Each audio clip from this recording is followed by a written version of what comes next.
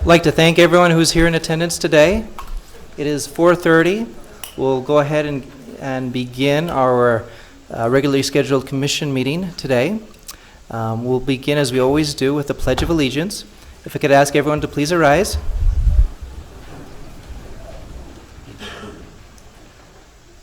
I pledge allegiance to the flag of the United States of America and to the republic for which it stands, one nation, under God, indivisible, with liberty and justice for all.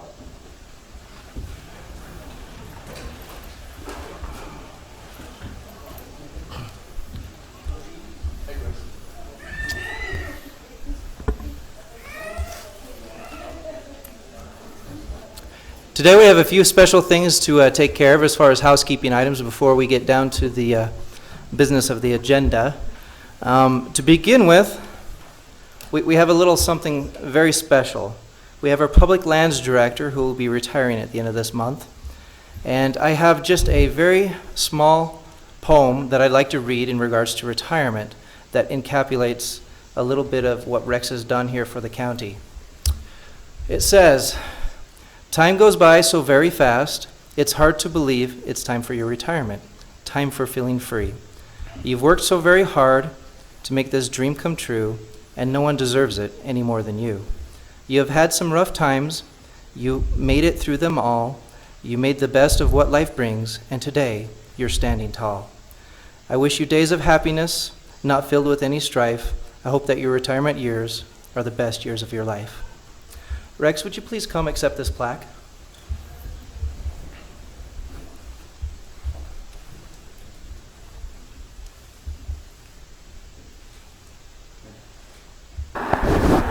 Life is always a party. And I know where the whiskey's at. Rex, can you share with us how many years you've been here with the county and how you began? Just a few words, if you would.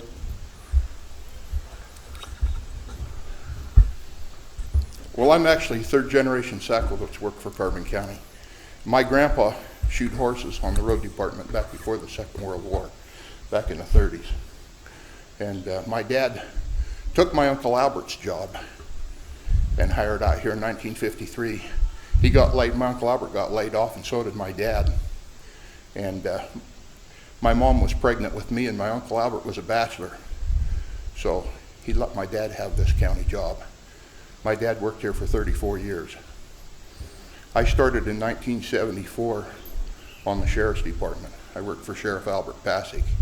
I worked till 1978, and then I went to work on the coal mine and on the railroad. I worked for W.R. White Company, and I come back here in 1987. I started off as an equipment operator with the county. Then I went into the GIS department as a specialist. And then I started doing interrogation work, actually interviewing people on RS-2477 road stuff, which started I guess you could say, my experience with federal lands. In 2007, I was given my own budget and a department for public lands, and I also administered the road system. And here we are today. Rex, you've done a wonderful job for us, and thank you so much. We do appreciate your hard work over the years, and so thank you. Thanks, Rex. Thank you. I appreciate it.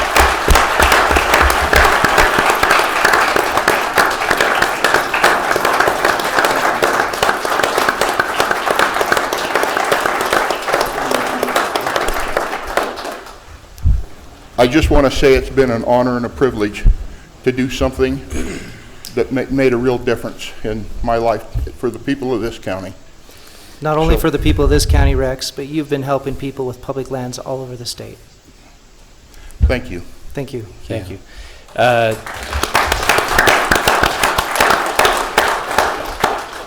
Commissioner Miller, if it would be okay, we have a previous commissioner that would like to say a few words to Rex before he leaves. Hey, don't run off, Rex. Commissioner Holmes, of course, that would be just fine. John Jones, if you'd please come to the mic. I'd just like to share a quick story about Rex so that you understand about how valuable he was to me as a commissioner. When I first come on as a commissioner, we were losing the Bill Barrett Corporation project up on top of 9 Mile Canyon. And I was flying to Washington, D.C. to see whatever I could do with the Department of Interior to make sure that didn't happen. Rex Sacco was there on other meetings, and he stayed. And Rex introduced me to a lady called Cynthia Moses Ned in Washington, D.C. And Cynthia was an attorney in the Department of Interior at the time. And from that meeting, that's what brought forward the 106 on 9 Mile Canyon. And I believe today that road alone pays this county around $4.5 million a year. 1.5 approximately in property taxes, and whenever I left here, it was paying about $3 million a year in royalty money.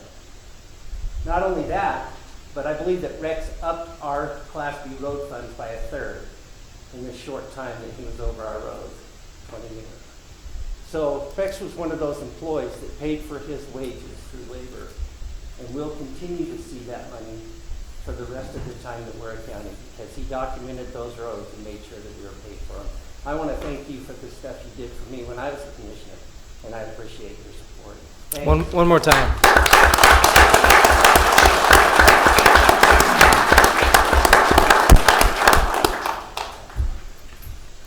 You see that there's a lot of love here for you, Rex, whether you knew it or not. We have some other honorable mentions to make. We have a presentation of employee awards of going above and beyond, presented by Sheriff Wood.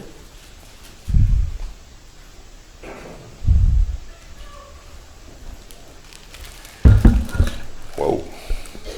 Commissioners, it's always an honor to get the opportunity to present these awards.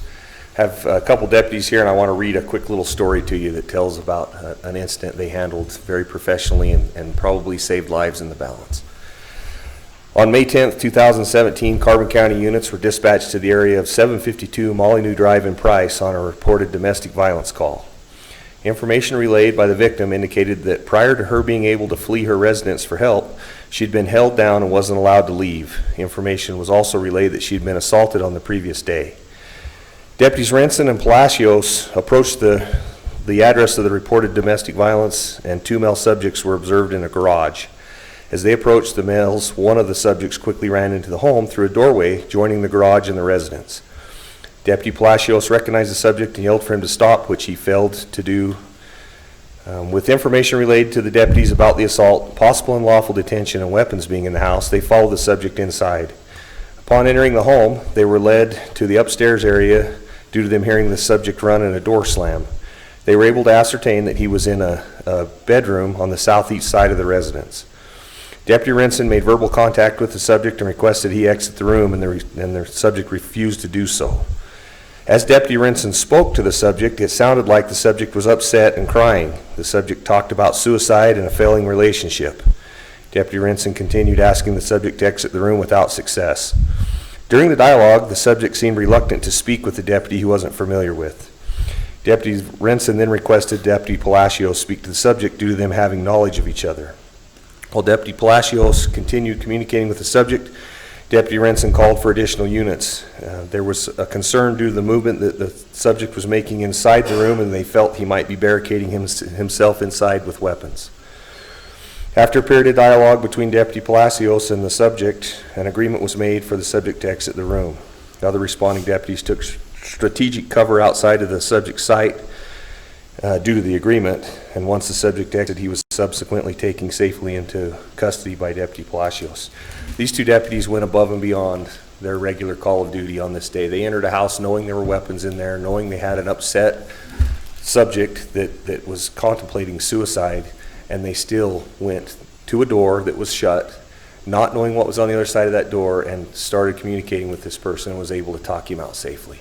Couldn't be more proud than I am of these 2 guys. They continually go above and beyond, but we wanted to recognize them with the Sheriff's Commendation Award. So if I could have those 2 step up.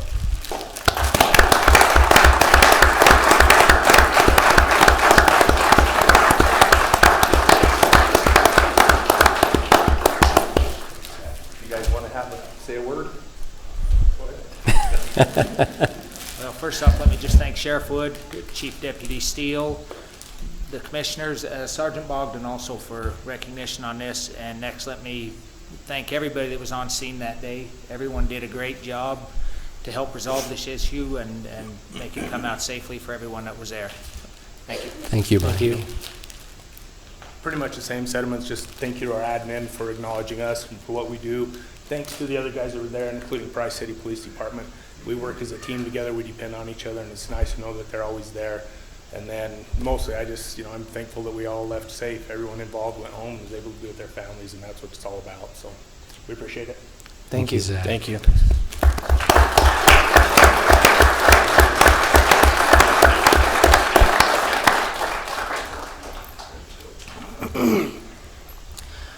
Before we get to the next item, we have a list of events coming up that I just wanted Frank Ori.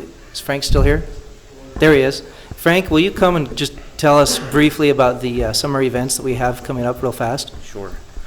This wasn't on the agenda, I apologize, but Commissioner Miller thought that it would be beneficial for us to talk about some of the things going on in the community at the fairgrounds and with the recreation department. So this weekend's a big weekend.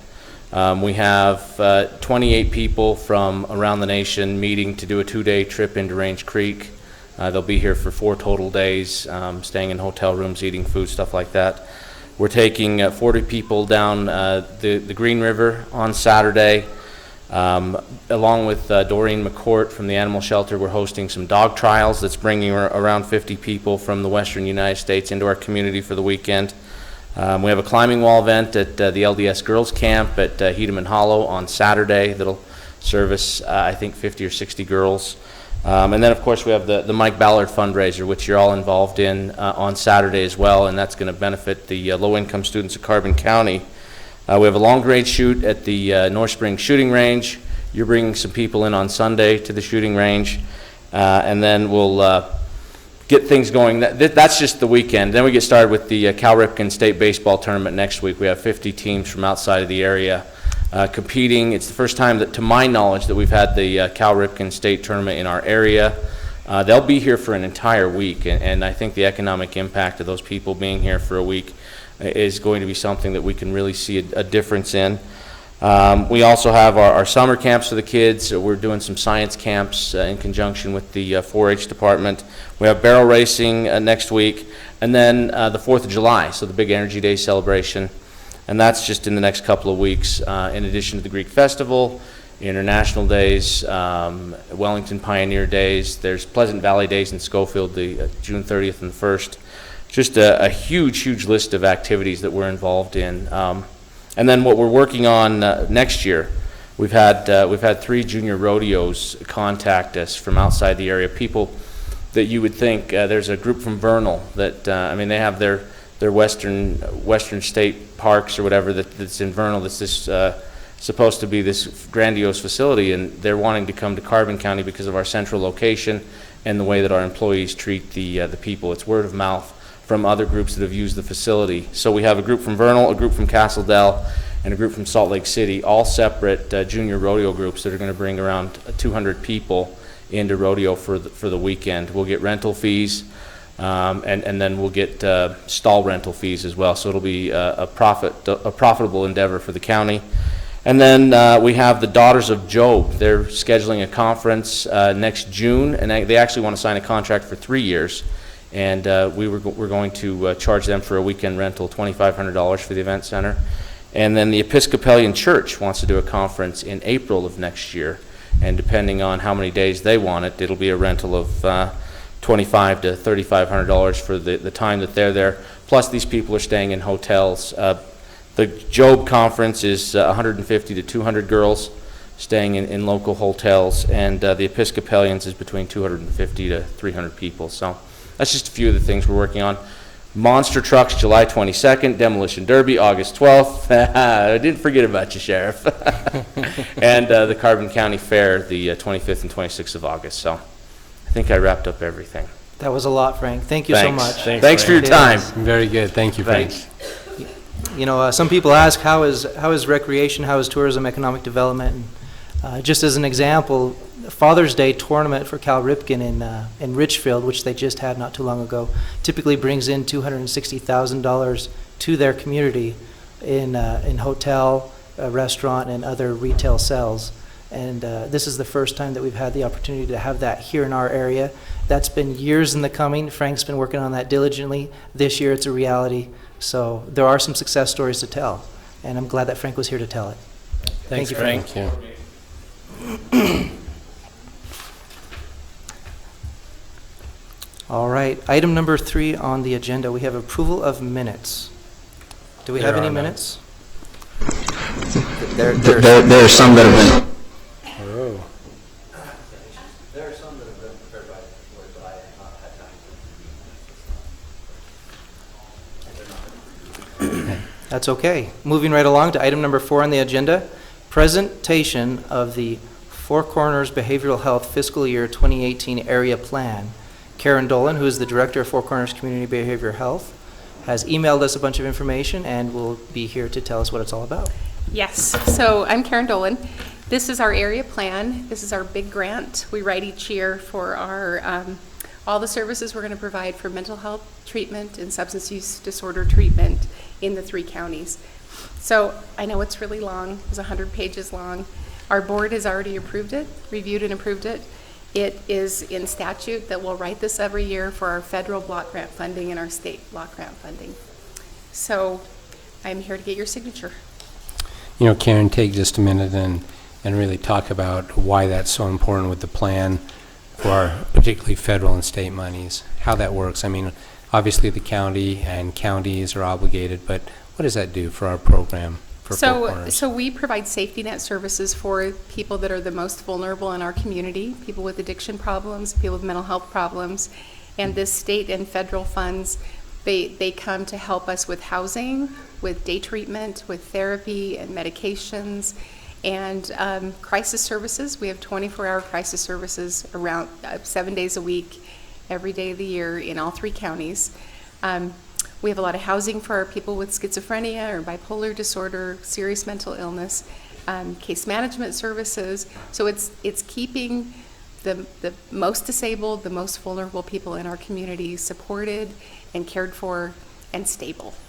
But- So, yeah. But what I was hoping you'd have off the top of your head are the dollars involved, because, I mean, that compounds probably tenfold by the time this all comes together.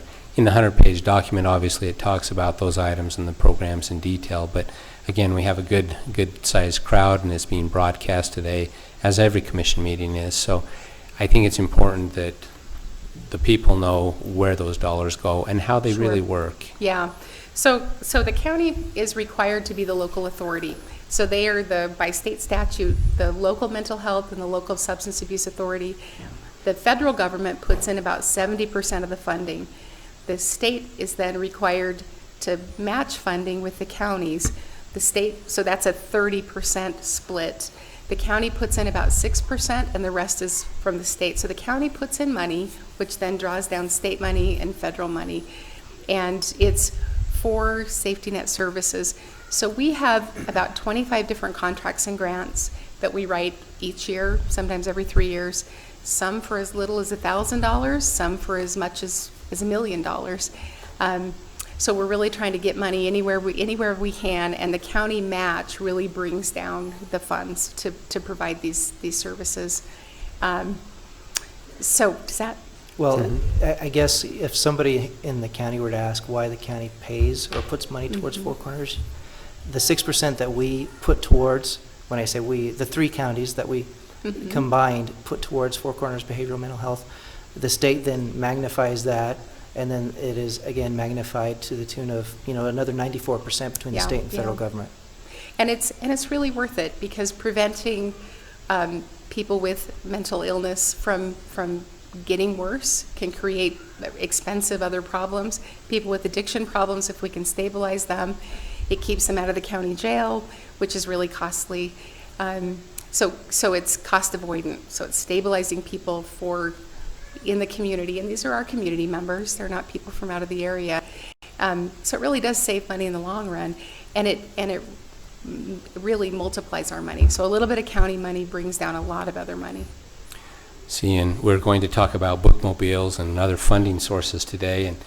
And again, it comes down to what do we as citizens really want to pay for with our tax dollars and grant monies and state and federal. The budget for Four Corners Mental Health is $230,000 a year. Public health is $130,000 a year. So again, as we talk about funding and where those monies go, this is one of those that, again, it's multiplied significantly more than that to run those programs. So. Yeah. And that $200,000 brings down $1 million. So Correct. it multiplies, yeah. Correct. Yep. Thank you. Thank you, Karen. So I have a signature page here for you. We probably need to make a motion to approve that plan. I'll do that, commissioners. You have a motion I'll second it. and a second. All in favor? Aye.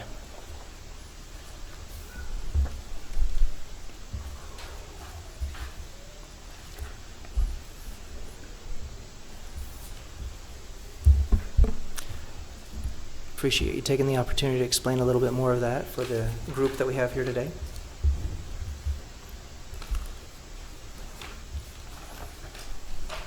Thank you. Item number 5 on the agenda, we have the review and possible approval of Carbon County Senior Center interlocal cooperation and subrecipient contract agreement. And is it Flora? It is Flora, Very good. here on behalf of Debbie Colby. And so, yeah, I just need your guys' signatures for this contract through the ALG. Would you tell us a little bit about what its purpose is?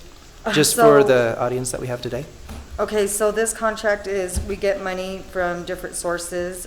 This contract is through the Association of Local Governments, saying the amount of money that they will be giving us this year between 2017 and 2018. Do you want me to read the total off, or what? This money is for our meals, our food, our transportation, different things. It lines out exactly what they give the money for. Just basically to help us run the senior center Let me help you with in a some nutshell. Thanks. Let me help you with some bottom line numbers. There's 2 items that fall within our senior center and the care there. One is under nutritions. The subtotal is $748,731. Of that, the county estimated amount going into that is $499,602. Price City also contributes $3,000 to that. Correct. The second one is the socialization and recreational funding, and that is another $349,023. The county is $293,368. Price City is $3,500. We have a wonderful senior program and a wonderful building, and they all take money to operate. Yes, they do. And again, I'll ask the question I've been asking since January, what are we willing to pay for? I But think- that I doesn't think our apply to your seniors- contract yeah. here, because this is with the ALG, and they contribute and help us put money. But it is Yes, a it wonderful, wonderful program that Yes, we it have. is. And Our that's both seniors East deserve Carbon a nice building. and here in Price, in the greater Price area. Yes. I would only make I agree. one potential correction to your contract in that there is a new executive director of the ALG, and you still have the past director listed for signature. Is Shauna Horrocks? Is that the one you're I'm talking about? Deborah Hatt, or Debbie Hatt is listed, where it is now Jerry Gamber. Oh, Yeah, so just as far as signatures there, that's, that's what we're gonna have to get fixed. Okay. So do we need to get a corrected copy back? Before we sign this one? Okay. yeah, Okay, so that's fine, just for going forward with future paperwork with them, I will definitely make note of that. okay? Okay. Make a motion to approve. We have a motion. I'll second that. We have a motion and a second, all in favor? Aye. Aye, motion carries. We do.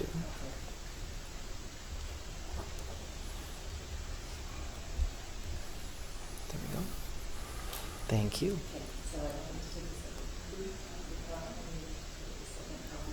Well, any of these, I guess, would work.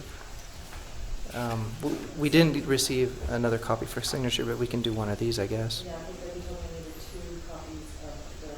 Okay. She has, Rita has a copy for signatures. I'll let you take this one, and then just bring one back for us after it's copied. Thank you. Thank you. Item number 6 on the agenda, we have the review and possible approval of Carbon County Resource Management Plan. Commissioners, as has been suggested by our county attorney, this resource management plan has been reviewed thoroughly. Some of the final grammatical and formatting changes have yet to be made. And so I would I would suggest the recommendation of our attorney to table it until the next meeting or the meeting following, so that we can meet the August 1st deadline. But I think it would also be prudent to maybe have the Planning and Zoning Director, Todd Thorne, give us a little update of where we're at with that plan and kind of tell us what we've done thus far to get to where we are today. And also where it can be viewed in draft form. So we've had multiple public comment periods for our resource management plan. Now it's in the final draft stages, and Christian and I and Rex have gone through and made a few corrections. So Christian's just finalizing all those changes. The county, the plan can be viewed at carboncountyplan.org. There's a review or a draft copy there, and I think it's still on our website too. It wasn't. If not, we can work on that, or they can contact me and I can send them a draft copy. So it's just a few minor things we're going through. There's 28 sections that the state's required us to put in our plan. So we've gone through all those 28 sections and just fine-tuning a couple of the last comments. So Rex has put in a tremendous amount of work on the plan, and so have our consultants. So it's close, but not quite there. We're hoping to be ready for this meeting, but we just didn't quite get it all done. And the latest update that I have is 6/15 of 17. So anyone that may be viewing that online or requesting a copy, that should be the one that they look for. Okay. So we will need to reschedule that. I would make a motion to table that. When would you like to bring it back? In a meeting in July, I'll get with Christian. Maybe our second meeting Maybe our in second July, one, because so I think that the we're ready for the first August one's on the date. 5th of July. So yeah, probably the second one. That would give us, make sure we have enough time to finalize any changes on that. So I'll make a motion to table that and to bring that back. Rita, if you'd put it on the agenda for the second meeting in July. We have a motion to table until the second meeting in July. I'll second that. And a second, all in favor? Aye. Aye. Motion carries. Thank you, Todd. Item number 7 on the agenda, we have the approval of proposed tax rates for Carbon County General Levy, Municipal Services Levy, and Assessing and Collecting Levy for the tax year 2017. Seth Ovison. Let's see if your mic works any better. I'm just going to talk about it instead of kind of touch it. It's real safe. So. We could also have you stand at the podium. They can't hear you, so use your mic. No, don't use your mic or turn it down. I think the podium would probably be best. Barry will fix it, and I'll just talk loud up here. It's okay. When I'm standing this way, I can't see anybody, so it makes me feel more comfortable anyway. You're less intimidating than they are. So every year, the cities are going through this right now too. By the 22nd of June, all taxing entities are supposed to adopt their proposed tax rates. So the public understands the process. The county assessor's office and the state value, depending on what type of parcel they value all of the parcels, and that happens in May, and then it's turned over to the county clerk's office. We set the certified tax rate, which is supposed to give the same amount of tax dollars to those taxing entities, and then those are given to the cities. The cities then set their proposed tax rate. If they choose to take a rate that is above the certified tax rate, that would constitute a tax increase, or the taxing entities will get more money than what they are allotted based on their historic rates. For this year, we had sent out notices along with the tax notices last year. We held public hearings. All of those public hearings were taken care of in the last year to adopt a rate that is above the certified tax rate for the Municipal Services Fund and the County General Fund. The county general fund rate that is proposed generates $450,000 more than what was collected last year, which would generate $5,454,882 in calculated or budgeted revenue. And the municipal services fund would generate $299,973 in budgeted revenue for the municipal services fund. The county assessing and collecting fund, what we have set right now, we didn't advertise to take anything above the certified tax rate, so the proposed rate that I have set to be approved today is the certified tax rate, which would generate $889,034. An interesting thing, I was talking with Commissioner Hopes about this last night or the night before. When you actually compare the costs of what it costs to do all the assessing and collecting work, which is what would work to gather the taxes, send out the notices, everything else, it's actually quite a bit more than what that levy generates. That it generates $889,000, but it costs more like $1.2 million to actually do the assessing and collecting work. So that is a rate that should be looked at as we're going forward. And if the county were to choose to change that rate, it'd go through the truth and taxation process, which would involve sending out notices, parcel-specific mailers with the tax notices and everything else. But those are the rates, and it does, what is being proposed tonight, or what I have in is proposed, includes the rate that we had discussed and we sent out in the mailers last year of that $450,000 increase in the general fund. So, and had the public hearings on. We held the public hearings. On a side note, since we have so many people here and they're going to get in another month they will get their tax notices, I would like to mention that the tax notices as they come out this year, there will be a difference. You will see a new line item or a couple new line items on your disclosure notices. One is a charter school levy. In the past, whether or not people understood this or not, in the past, the Carbon County School District would have received funds in the form of their basic levy, and they would have to in turn give part of that to any charter school in the area. And the school districts didn't like that because it made them look like they were taking more money than what they were getting, and the legislature has required that to be broken out. So this year you'll actually be able to see the amount of the tax levy that will be given to the charter schools in the area. So when people see that, it's not a new tax. It's been imposed before, but it was merged with the school district's levy. But now you'll be able to see where those funds will be going. You said there was another item too? So a couple and items? The other one that will be on there is a health levy. It'll show up in the general fund levy, which is the health levy. This year it has $252,000 going in for that levy, which is discussed.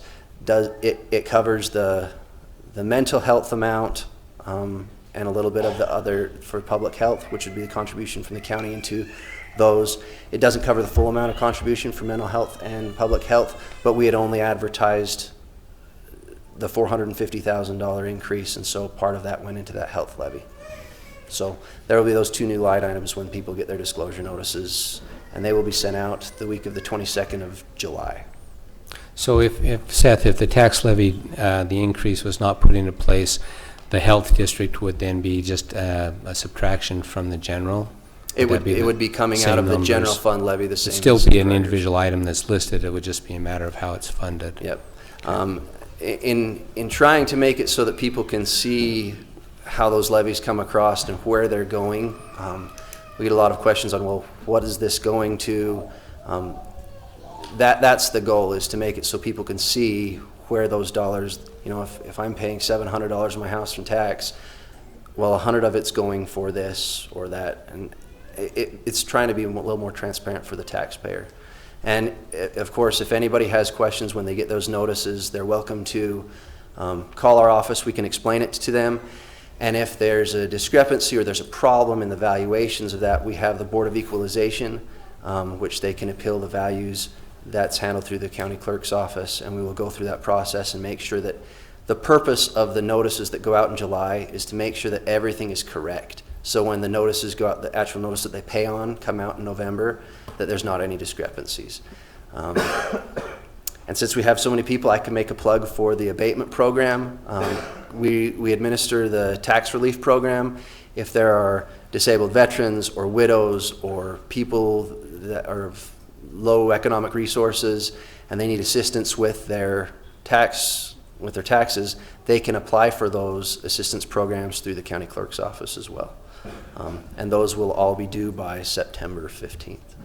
The other thing that goes with those notices is the dates that are set for any of the hearings. So maybe you could touch on that too. On the notices, it will say when the Board of Equalization hearings will be. They're the 28th, 29th, and 30th of August. They can send in their information and we can handle them by mail if they don't want to appear in person. If they want an in-person appointment, those are scheduled through the county clerk's office. And it's those 3 days. We try to fill up the first 2 days first, and if they fill up complete, we'll go into the third day. If not, we'll tell the hearing officer that he can go home, and we'll just do 2 days. So, thank you. Okay. Thank you. All right, commissioners, I'll entertain a motion. I'll make a motion to approve the certified tax rate. We have a motion I'll second that. and a second. All in favor? Aye. Motion carries. Item number 8 on the agenda, do we have a October Hamilton in the room? Here she comes. We have October Hamilton. She is going to present to us a petition supporting the bookmobile services.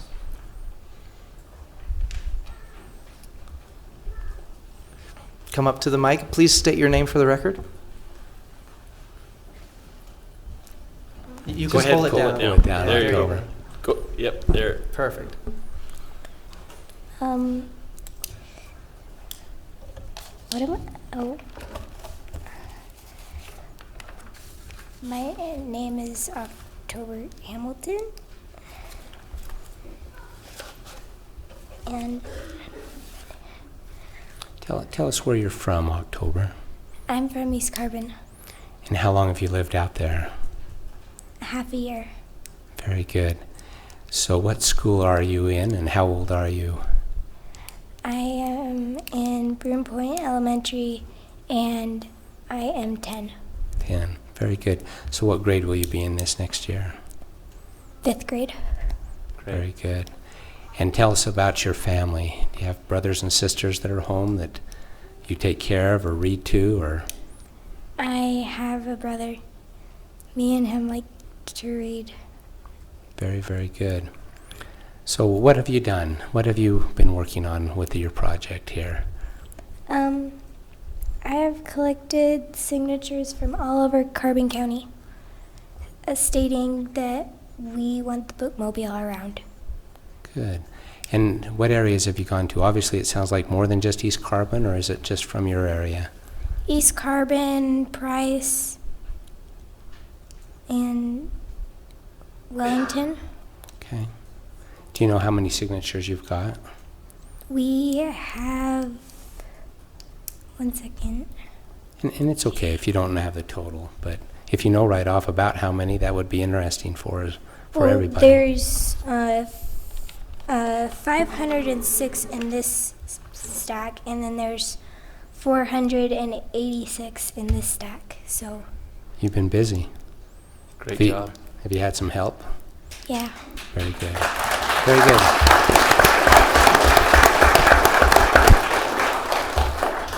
If you want to bring those up and present them to Commissioner Miller, who's our chair right now, that would be great. So, unless there's something else you want to tell us.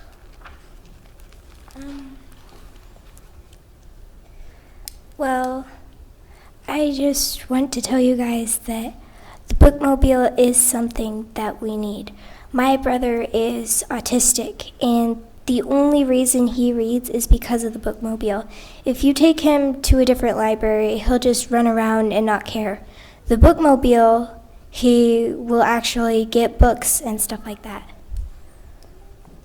Very good. Well, thank you for sharing that with us. I'll gladly take those from you.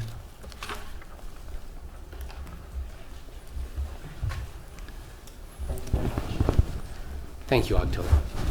Takes a little bit of bravery. You're a brave girl. Thank you. In October, just before you sit down, I just want to tell you thank you for participating in the political process. It's important when people get involved in our communities and voice their opinions, and you were a lead part in that. I appreciate you spending the time of your summer, parts of your summer, to go out and collect signatures and let it be known that you want the bookmobile and that your voice is being heard. So thank you so much. Thank you.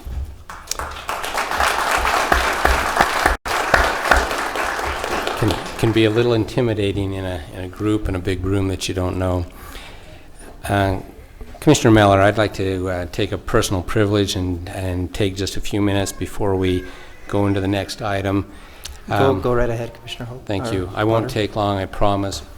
Just a reminder, because so many of you are here, starting in January after we had approved a budget, a balanced budget, we started having hearings on nearly a weekly basis in regards to the budget and what was going on in Carbon County. This is the first time in the 6 years that I've served that we had passed a budget that used so much surplus. If you recall, there were $6,744,000 that was taken out of the surplus of the counties to balance the budget, to take care of all the departments, all those needs and so forth that were needed. Following that, in February, we held a second budget hearing, and we were able to reduce that based on errors and some things that had been miskeyed, wrong digits and so forth, and a few other department changes. We had reduced that down to $5,526,000 use of surplus. Since that time, and it'll be advertised in our next go-round as far as meetings, we will be having another budget hearing, and the reason that that's important for all of you is that new budget will reflect that we will have made the adjustments to the budget. We'll put off purchases of equipment, supplies, programs that have been curtailed and so forth. We will now be down to $2,840,000 of use of surplus. And I guess my message is this, that as we go forward, the discussion is not only about the bookmobile. I wanted those other contracts that were presented to you to know where they go. Some of them are absolutely legislated and mandated that we participate in.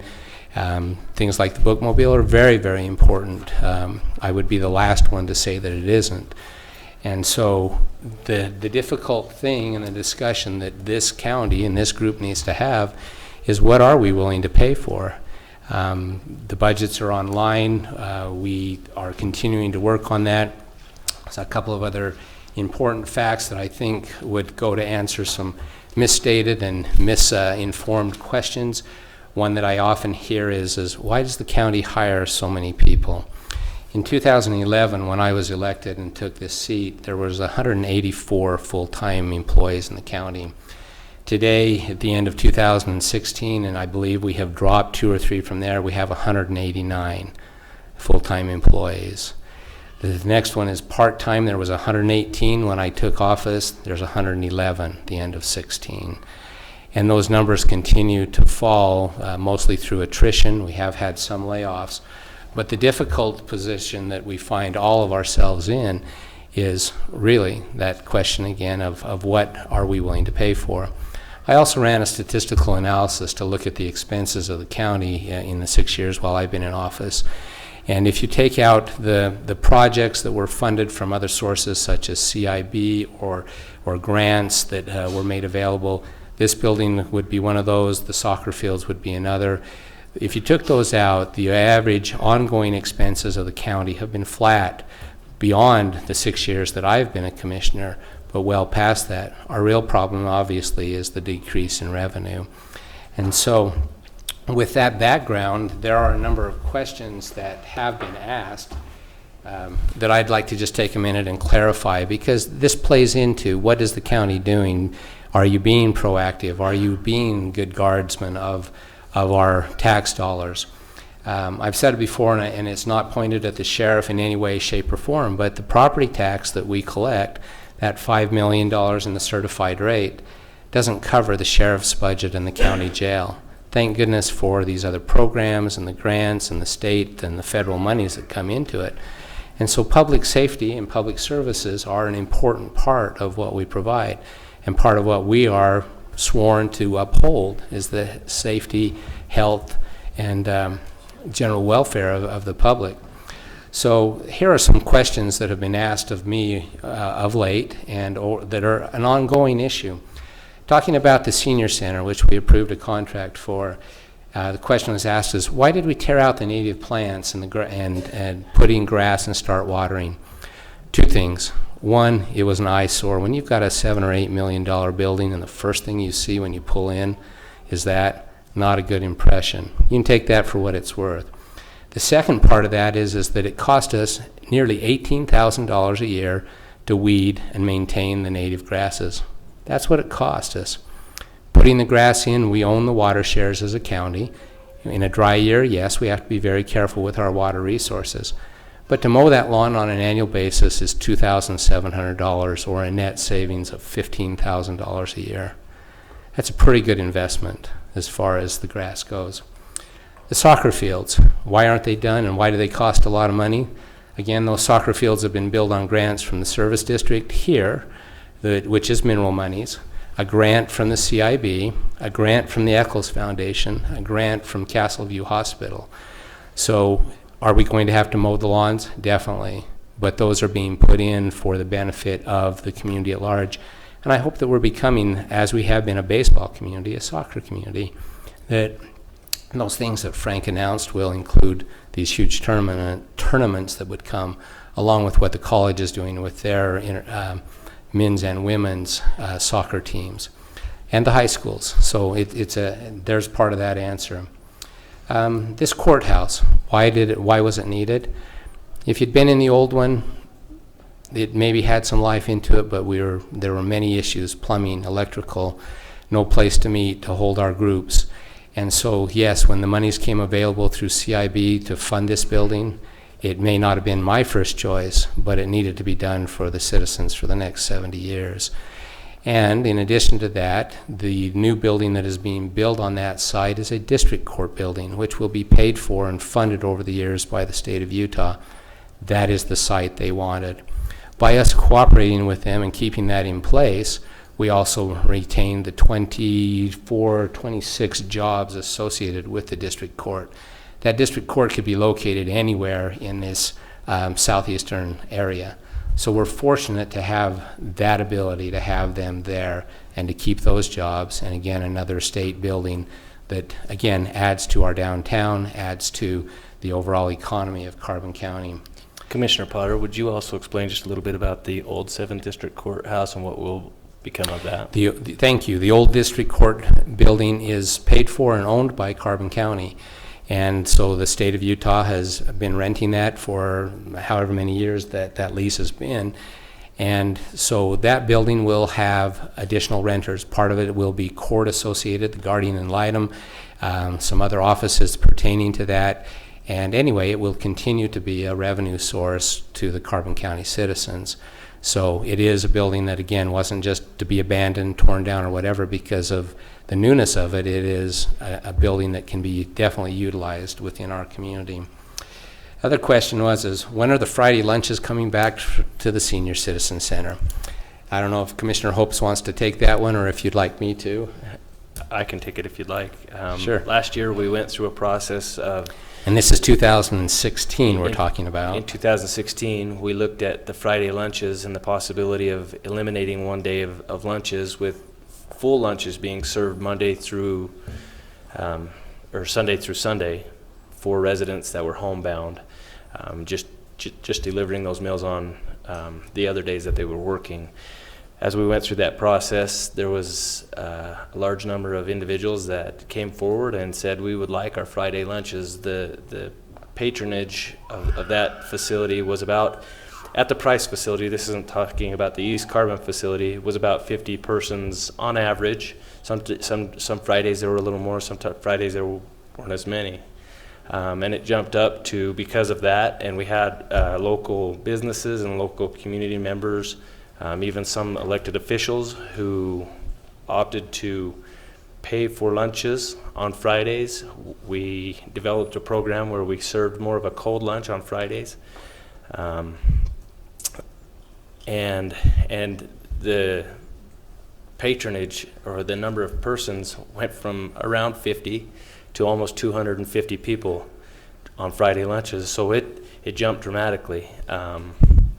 We, at the beginning of this year, we opted to continue providing that Friday lunch because it allowed us to have a significant savings, provide a lunch by the county, provided by the county, but more of a cold lunch style, and the seniors were happy with that. So that is currently being funded by the county, but more of a cold lunch, salads, sandwiches, different things like that. Sometimes they'll do picnics and different things on Fridays to kind of break up the monotony. But it allowed us to save a fairly significant amount of money on those Fridays. Most of the meals are prepared on Thursdays, so we have less staff on Fridays that just bring the meals out and serve them to the patrons of the senior center facility on those Fridays. So it has provided us an opportunity to bring back those Friday lunches,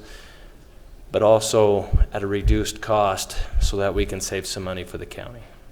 And I think it's interesting that when we had ownership from those that wanted that Friday lunch and buy-in from the community at large, the numbers went up in attendance for Friday lunch. Now that we are paying for it as a county, the numbers are back down. Maybe there's a lesson there also, that ownership is a good thing. One last one, Commissioner, and then I'll be ready to talk about Bookmobile, is why are we trying to stop free TV? We are not trying to stop free TV. The notices that went out to the county was to notify you that the federal government is wanting to sell off frequencies that free TV comes across. We're trying to assess how many people in the county utilize that service, not to take it away, but to defend the needs of what we have as citizens. And so, by all means, let's clarify that right now, is that, no, we're not trying to take away free TV. We spend a lot of money keeping the repeaters available up on the tops of the mountains year-round, and that's a service that, you know, we will continue to fight for. Commissioner, those channels were actually already sold by the FCC.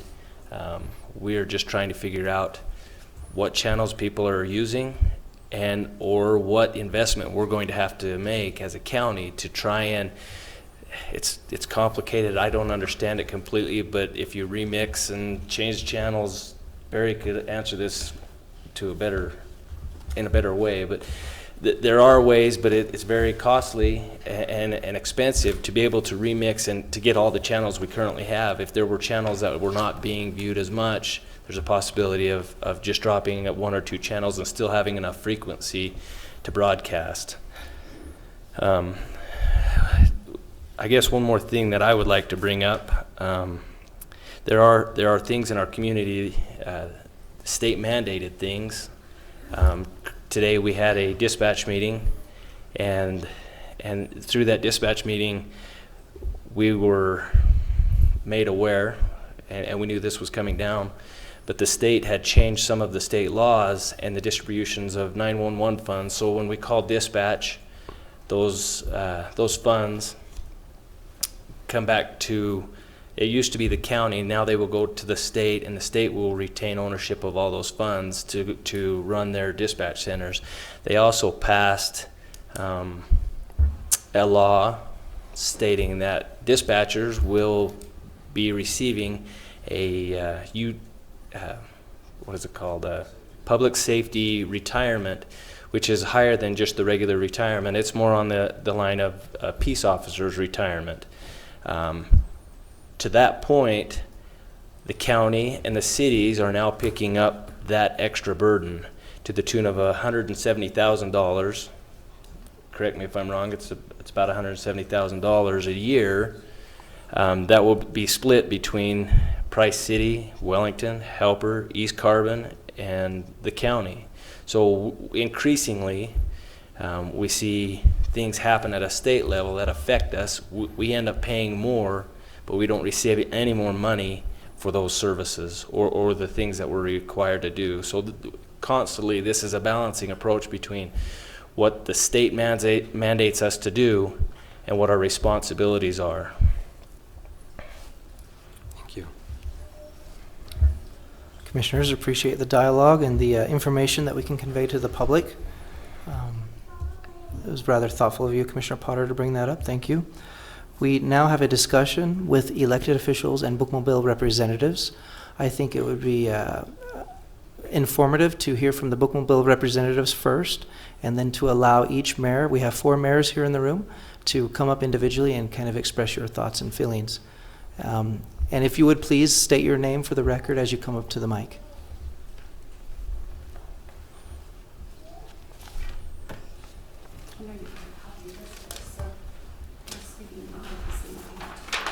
No, thank you.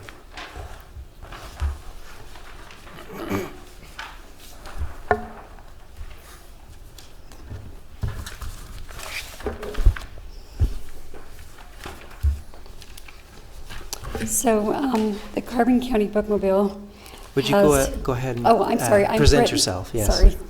I'm Britton Lund. I'm the Bookmobile Program Manager for the state of Utah. Thank you.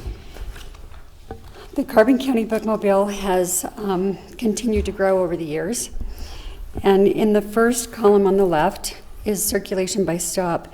And oftentimes we see in an economic recovery, as we had the recession and then we started the recovery, oftentimes we see after a recession that the recovery means that library circulation across the nation drops just slightly. Not true in Carbon County. It's continued to rise. It went from 35,597 last year to 36,430 in the 12-month period. Obviously, this fiscal year has not ended yet, so we just went with a 12-month period for that. And also the number of patrons continues to rise.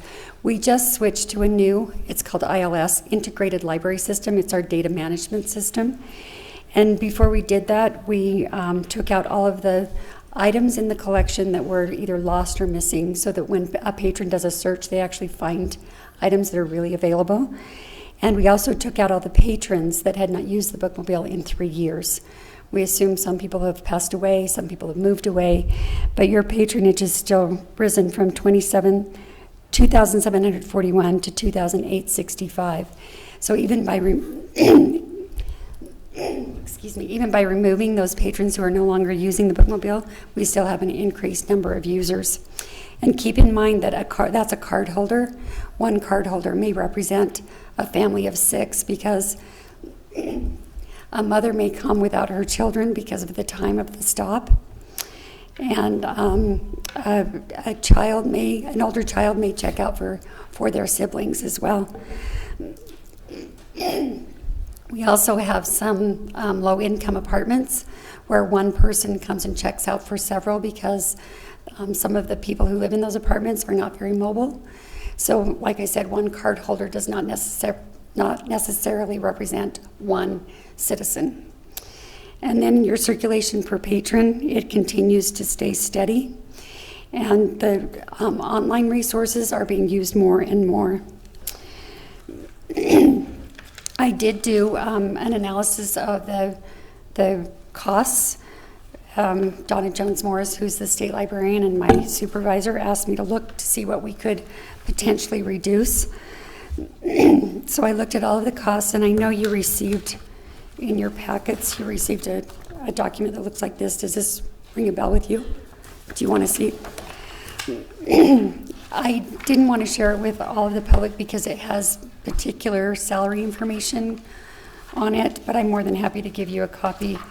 While I think we received those in email. While overall salaries are a matter of public record, the details of salaries are not usually published on Utah's Right to Know. Thank you. Thank you.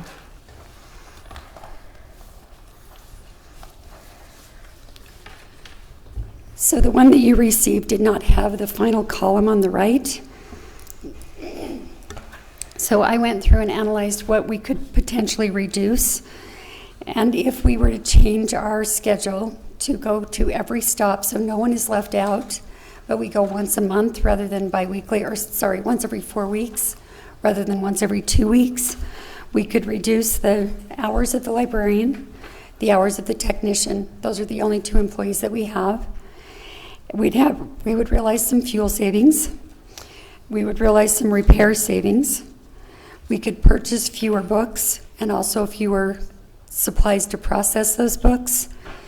We would have fewer devices, and we would realize a savings of $48,471.28.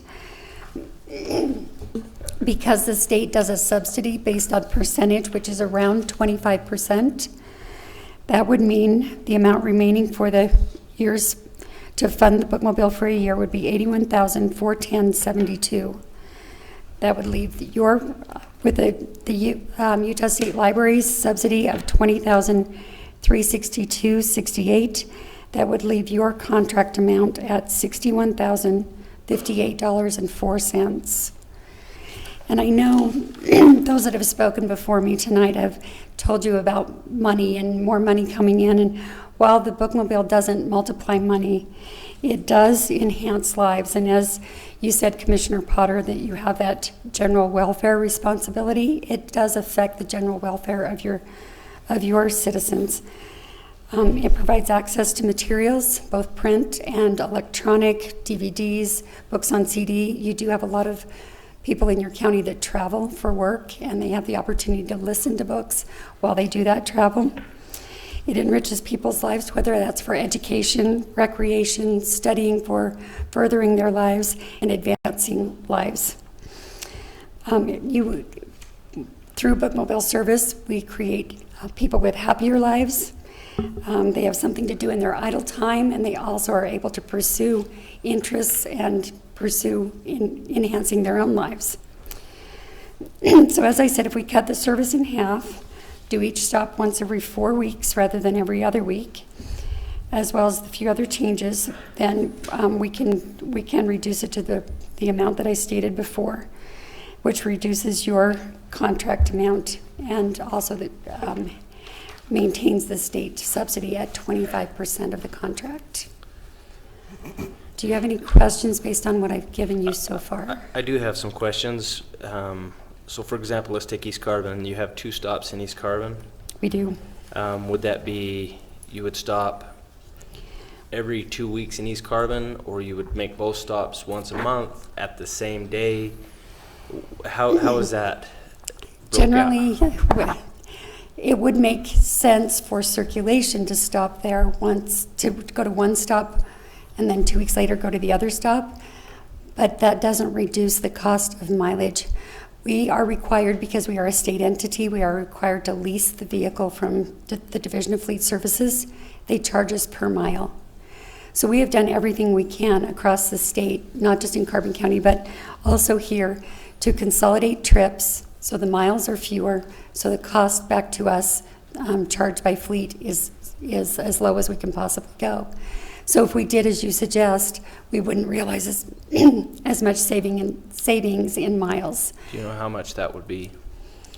I would have to guess, and I would guess it would probably be maybe $100 or more a month in additional fuel. Okay. That's a guess. Okay. I'm more than happy to do a better study and see how that would go. But like I said, we've done them in consolidated ways, but we do have stops that are within a few miles of each other that we could consider doing that on the every other week basis, so that it does end up once a month in more of the outlying areas. Okay. One other question that I have, just out of clarification, in the helper community line, there are 12 patrons, but they check out 4,492 books, which circulation by patronage is 374 patrons. So is this taking into account all of those that go, because Helper is the town or the hosting, they read a lot, those 12 patrons, more than a book a day. Is this taking into account those that come to the library because the Helper Library is the host library? They count every book that's checked out there, because there's not many from Helper that check out, or not many patrons, 12, compared to some of the other stops. So those are patrons who have Helper library cards that check out state library books. So while our collection lives side by side on the shelf, if you walk through the Helper library or through the bookmobile, you'll see an H at the top of each item or a B at the top of each item. So if I live in Helper and I have a Helper library card, I can go into the Helper library at any time and check out anything on the shelf, regardless of whether it has that H or that B. So those are the people who have cards for the Helper library that check out bookmobile items. So are there any stops in Helper? Because this... There was one, Judy, tell me the name of it? The name of it? Of the stop in Castlegate subdivision. Just added Castlegate subdivision for the summer and the Rio Theater for the summer. Just for summer period? Well, we'll see how they go, and if they're productive, then we'll keep going. That's what we always do when we change things. If we notice something is not doing well, as you'll see the St. Anthony Padua Church down below Spring Glen, it wasn't doing well. So we took it off and we spend that time somewhere else. We watch it, and if it does well, then we make sure that it is given the time that it needs. You can also see that the Carbon Bookmobile headquarters, if you came when you walk into the Helper City Library, there's the Helper Library desk in the front section and the Bookmobile desk in the back section. So if you got your card and you got a Bookmobile library card at the back desk and you are registered as a headquarters patron, then that's where that is counted. And the other one is the Helper Library people. So about 2/3, I can't give you an exact number, but about 2/3 of the collection that sits on the shelves in the Helper City Library are bookmobile items, which is why that number is so high. Okay. Okay, did you have other information you were going to present, or you want some more questions, or? I'm more than happy to have you ask me all the questions you would like. Okay, so do you want? No, I was just wondering if you had questions specific to her, or Yes. if you do, then please go ahead. The questions that I have for you are, according to our research, there's only 7 areas in the state of Utah that utilize the bookmobile program. Why is it so low? We have 11 counties, so I don't know what 7 areas you're talking about. Some of the counties are combined, but 7 general areas: Carbon Iron, Milford, which includes west central Utah, multi-county of Garfield and Kane, Sanpete, southern Juab, the tri-county area of Sevier, Paiute, Wayne, and one stop in Garland. And in northern Utah, I don't know if it's Utah County or northern Juab, and one stop in Indianola. So you put those places on a map, and it's not right. It is very 11 large. counties plus the town of Vernon in Tooele County. So there is one county, Juab, that's served by 3 different bookmobiles. We have done our best to spread the wealth so that no one county pays for anything more than we can, if there's something we can share. Carbon County is not adjacent to another county that uses the bookmobile, except for Sanpete, and going over the mountain to help to share that would actually increase your cost rather than reduce your cost. We serve mainly the outlying areas, the lower populated areas, and those that don't have fixed site libraries in their counties. Iron County has 2. You have 2. Utah County has several, but they're all in the north, and it is not a county library system. They're individual city libraries. Kane County has 1. Garfield County has 1. So you see the trend. That's the reason. We used to serve San Juan County. They spread their single library to 7 small branches throughout the county, and they run a county system, so it's cooperative and everybody can go everywhere without additional cost, and the county supports that system. The same thing happened in Washington County. We used to serve them. They have built 7 standalone libraries that are a system, so anyone can go anywhere there as well, and the county supports that. Once they built their library systems and did a county-wide system, that's when the bookmobile was no longer needed there. And that happened both in San Juan and Washington.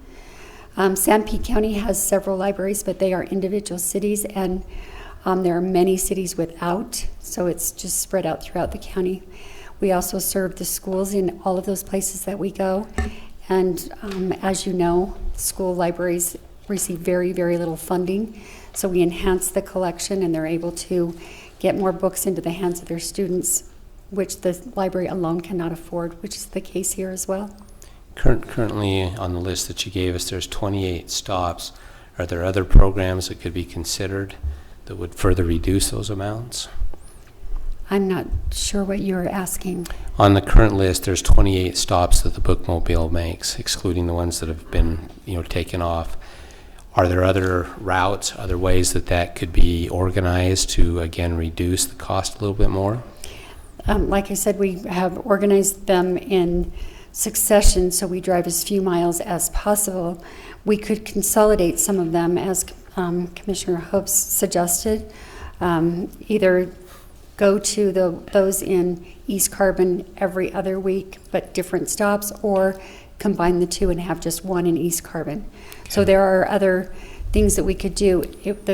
The savings over and above what I have calculated thus far would be minimal, because we have to have someone behind the wheel to drive the truck to these places. We have to have someone in the headquarters to process the books, so we have items to take there. And the savings that we would realize beyond this would be very minimal, which would be fuel. Thank you. That's all I had, Commissioner. Appreciate your questions. If you wouldn't mind maybe just hanging around the pulpit a little bit while the mayors come up. They may have questions directed towards us. Okay. They may have questions directed towards you. Sure. We have the 4 mayors, not everybody all at once, but who would like to begin? We have East Carbon, Doug Parsons. Doug Parsons, East Carbon City Mayor. Thanks for your time. Myself and a lot of residents in East Carbon feel that the bookmobile is a need to our area. We do not have a freestanding library and are not close to a freestanding library. Bruin Point Elementary is located there, but I'm not sure what feasibility the residents would have into using that library as a public library. I wouldn't think the district would have much, grant much to that effect. I feel that as Carbon County is rural to Utah, I feel East Carbon City is rural to Carbon County. We're out there, we provide a lot of items that the county's just, the main part of the county is just too far from us, such as our ambulance system. The city funds that on their own, but yet we continue to pay taxes into the county system to help fund Carbon counties. So I think it'd be a good trade-off, even though we don't serve a lot of the residents out in that area as compared to the rest of the county. I feel it's a need, and a continuation would be good. And listening to Hertz speak, I feel at least we should have something there twice a month. Like they say now, you come down once a week. Once a month out in that area is just, it limits people what they're doing. It's not only the reading material that they get, but also the use of internet and other functions. I'm sure the county members are aware of what some of our residents are. I feel like sometimes we're underprivileged and underserved. So I would hope the county would reverse their decision on not supporting the bookmobile. Thank you for your comments, Doug. Mayor, I have a couple of questions for you. Because I recognize, where the isolation part of that comes in. But also you brought up the ambulance stuff, and I think that so often we paint this picture that there is no assistance from the county at large. And so I'm not taking exception to what you said, but there have been help with the ambulance, the fire, police, all those other kind of services that are there, which really do fall into that. So my real question, or the questions that should be asked by all of us tonight, is, again, what are we willing to support and what are we willing to pay for? I would appreciate any other thoughts you have in regards to the county, and not at this point in time, but the county use of there's surplus funds in the budget, and we can have that discussion at another time, see what you and the citizens out there would support. It's very difficult for me to support the tax increases that would be required to keep things at status quo. Well, one of the things that Commissioner Hopes brought up about the senior center,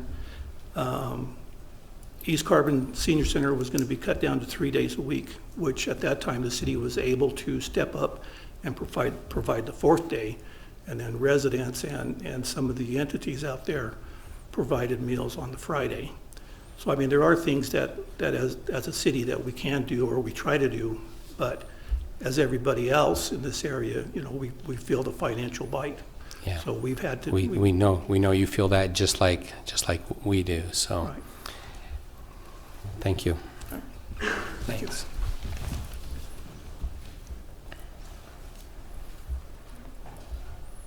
Gentlemen, thank you for having me. Mayor. Mayor Chavez, Alper. I also, you know, we have a little girl in October. When a little girl sees the need for the library, the bookmobile, we all should open our eyes. We're taking programs away from the kids and not helping them. We're going out, we're finding money to build soccer fields. We're even putting in $100,000 restrooms in that area. We can't find the money to support the bookmobile. The bookmobile serves the schools, Pinnacle, that don't have library. Castle Valley Center and kids down there love the bookmobile. I have a nephew that's autism. He loves the bookmobile. He goes there. Talking to some of the families, they use the bookmobile because they have internet access, and their kids can also go in there and get help from the drivers or from the people that are running the bookmobile. Pulling this bookmobile away from Carbon County or not funding that will be very devastating to this area.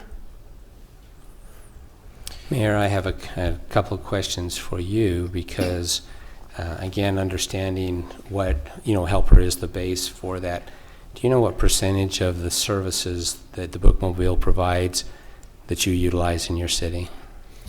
I'm not off the top of my head, I don't.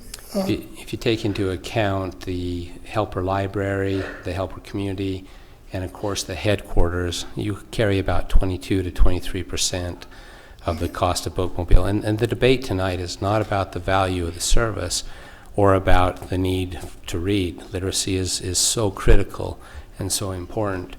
But you have a 22% responsibility for the citizens of Helper. You choose to be a city and provide services, and so that should be, you know, part of that. That's a, you know, that's a hefty amount, and we're grateful you have a library. We know that it, you know, puts 2/3 more books there, but and it's good to see. It would be nice to have one of those in every place. So, and again, that same question of what are you willing to support into the future, and we can have that discussion later. You know, we have the building. We give them the office space, the desk, the part of the building that they can utilize. We let them use the phones. We don't charge them for phones. We don't charge them for internet. Right.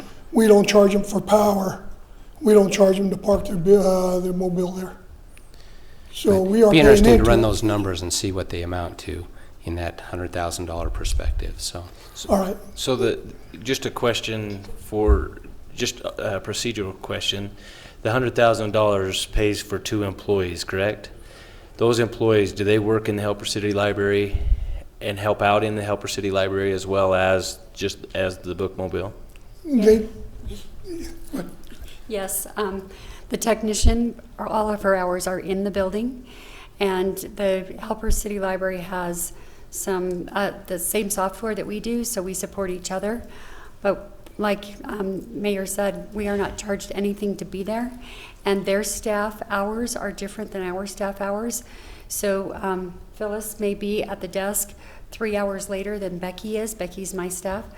And it doesn't matter where the person has a library card from the bookmobile, whether they're in East Carbon or whether they're at the Roscrea Apartments, they can go over to the Helper City Library and get something because they need it right now, and the bookmobile's not coming next week. So although we may help them out, they are open more hours in order to have access for the entire county. So it affects the entire county in a good way. Thank you. That's all I had. Appreciate your comments, Mayor. Thank you.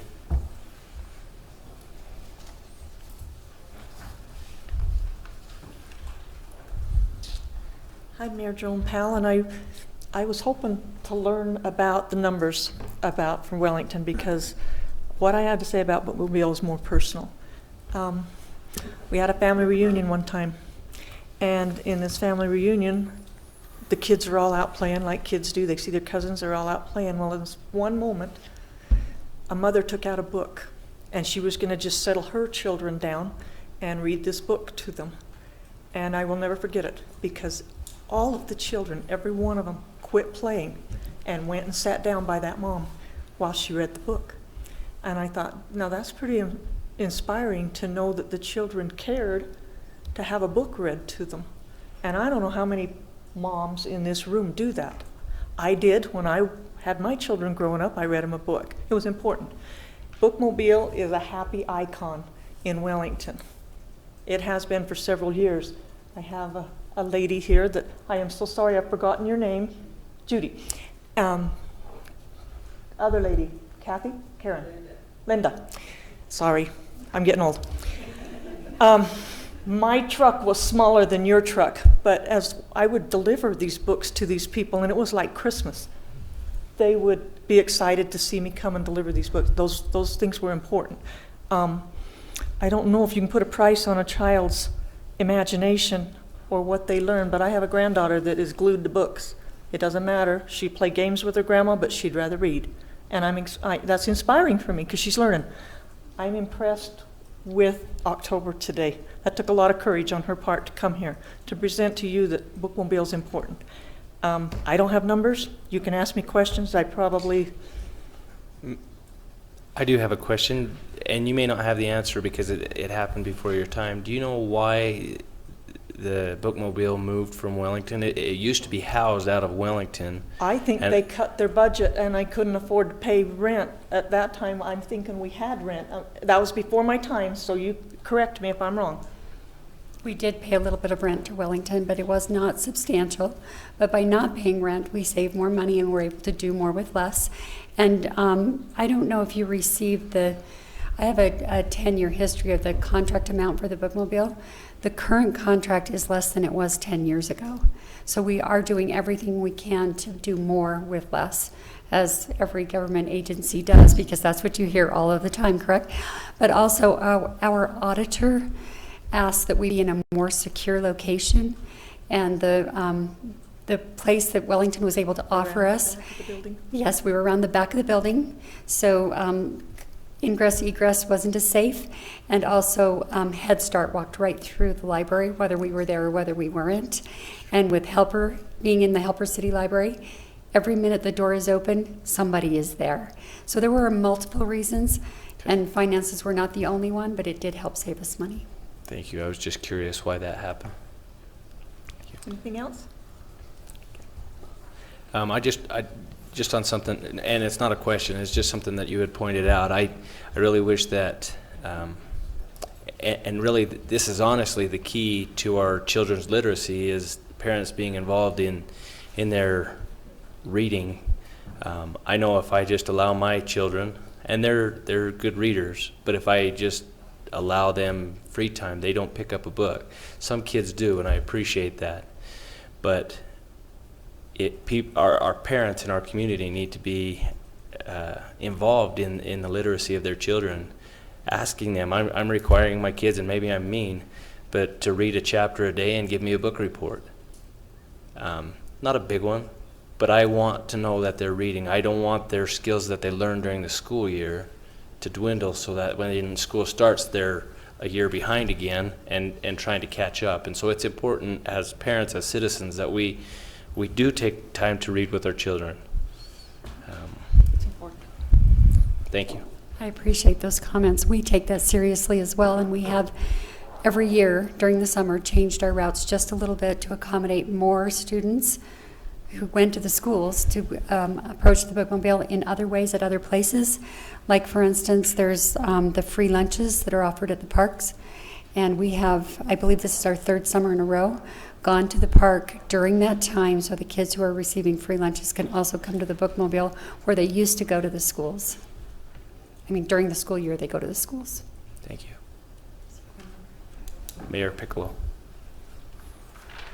Thank you, Commissioners. Thank you to Ms. King. She's the one that invited me to be here as her representative. It's pretty well known that the bookmobile doesn't have a negative or a positive effect on Price City as it does East Carbon, Wellington, and Helper. However, I want to share just a couple of thoughts. I, first of all, have similar challenges, as you mentioned, Commissioner Potter, balancing our budget. We have shrinking revenues, businesses that are leaving town, hard to sell the community on new businesses. And when we start extracting quality of life issues from our community, it even becomes harder. Something happened today at a meeting that I was at in Salt Lake that is parallel to what I think you're dealing with here, that the legislature passed truancy laws that no longer allow the school district to employ disciplinary actions to those students who are truants. Not thinking about what I think the consequences might be. Literacy in our community is very important, and the bookmobile does something that the public library doesn't do. It reaches out to children who might not take the time or the effort to go to the library. Literacy is very important in the role of reducing poverty, and poverty is very important to reduce in the role of reducing opioid substance abuse and drug and alcohol substance abuse. Literacy is truly the answer to a healthier community. And it isn't my idea. That was developed by Benjamin Franklin. He's the one that said it was important. I understand the budget issues that you're in, but tonight you raised $1.7 million in revenue. $100,000 is a tough nut to crack. Price City's budget's gone up in dispatch in the last 6 years, $135,000. Should I discontinue dispatch? I can't, because it provides public safety to my community. So you've got some tough decisions, but I think if we openly discuss them publicly, we will find solutions. If Price City's involved, our library cost us $450,000 a year. Our roads cost us $1 million a year. Our swimming pool cost us $500,000 a year. But I look at it as if I was a corporation developing profits for my shareholders, those are the dividends I'm returning to my citizens. Quality of life, literacy, transportation, education. So you have some tough decisions, commissioners, but I'm in it to help you. I admire what you do. I know it's not easy. Price City's committed to help us through this tough time. We've made the decision to build the amenities that we have, and they're beautiful, and they will be utilized. And there will come a day when we look back on this and think it was fun, but it's not fun right now. I'm in it to help at whatever level I can help with. Price City's committed to help at whatever it takes to provide for the citizens what they feel is very most important to them. So if this literacy objective becomes something that you want to keep, I want to be part of that solution. When I say that to East Carbon, Wellington, and Helper, Price City will do what we need to do to help you maintain what you think is important in this community. You have questions for me, commissioners? Thank you. Appreciate the Price City Library. Thank you. Yeah, just one last thing. I watched the meeting when you made the decision a few weeks ago, and I know the audience was very different than tonight, and I know you haven't made time for public comment, but may I just ask those who are here to support the bookmobile to stand?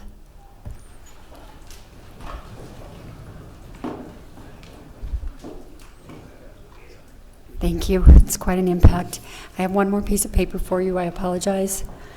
My staff, I didn't know they'd already worked this hard, but they have come up with a proposed schedule for a 20-hour schedule, which is what I proposed to you as far as the finances.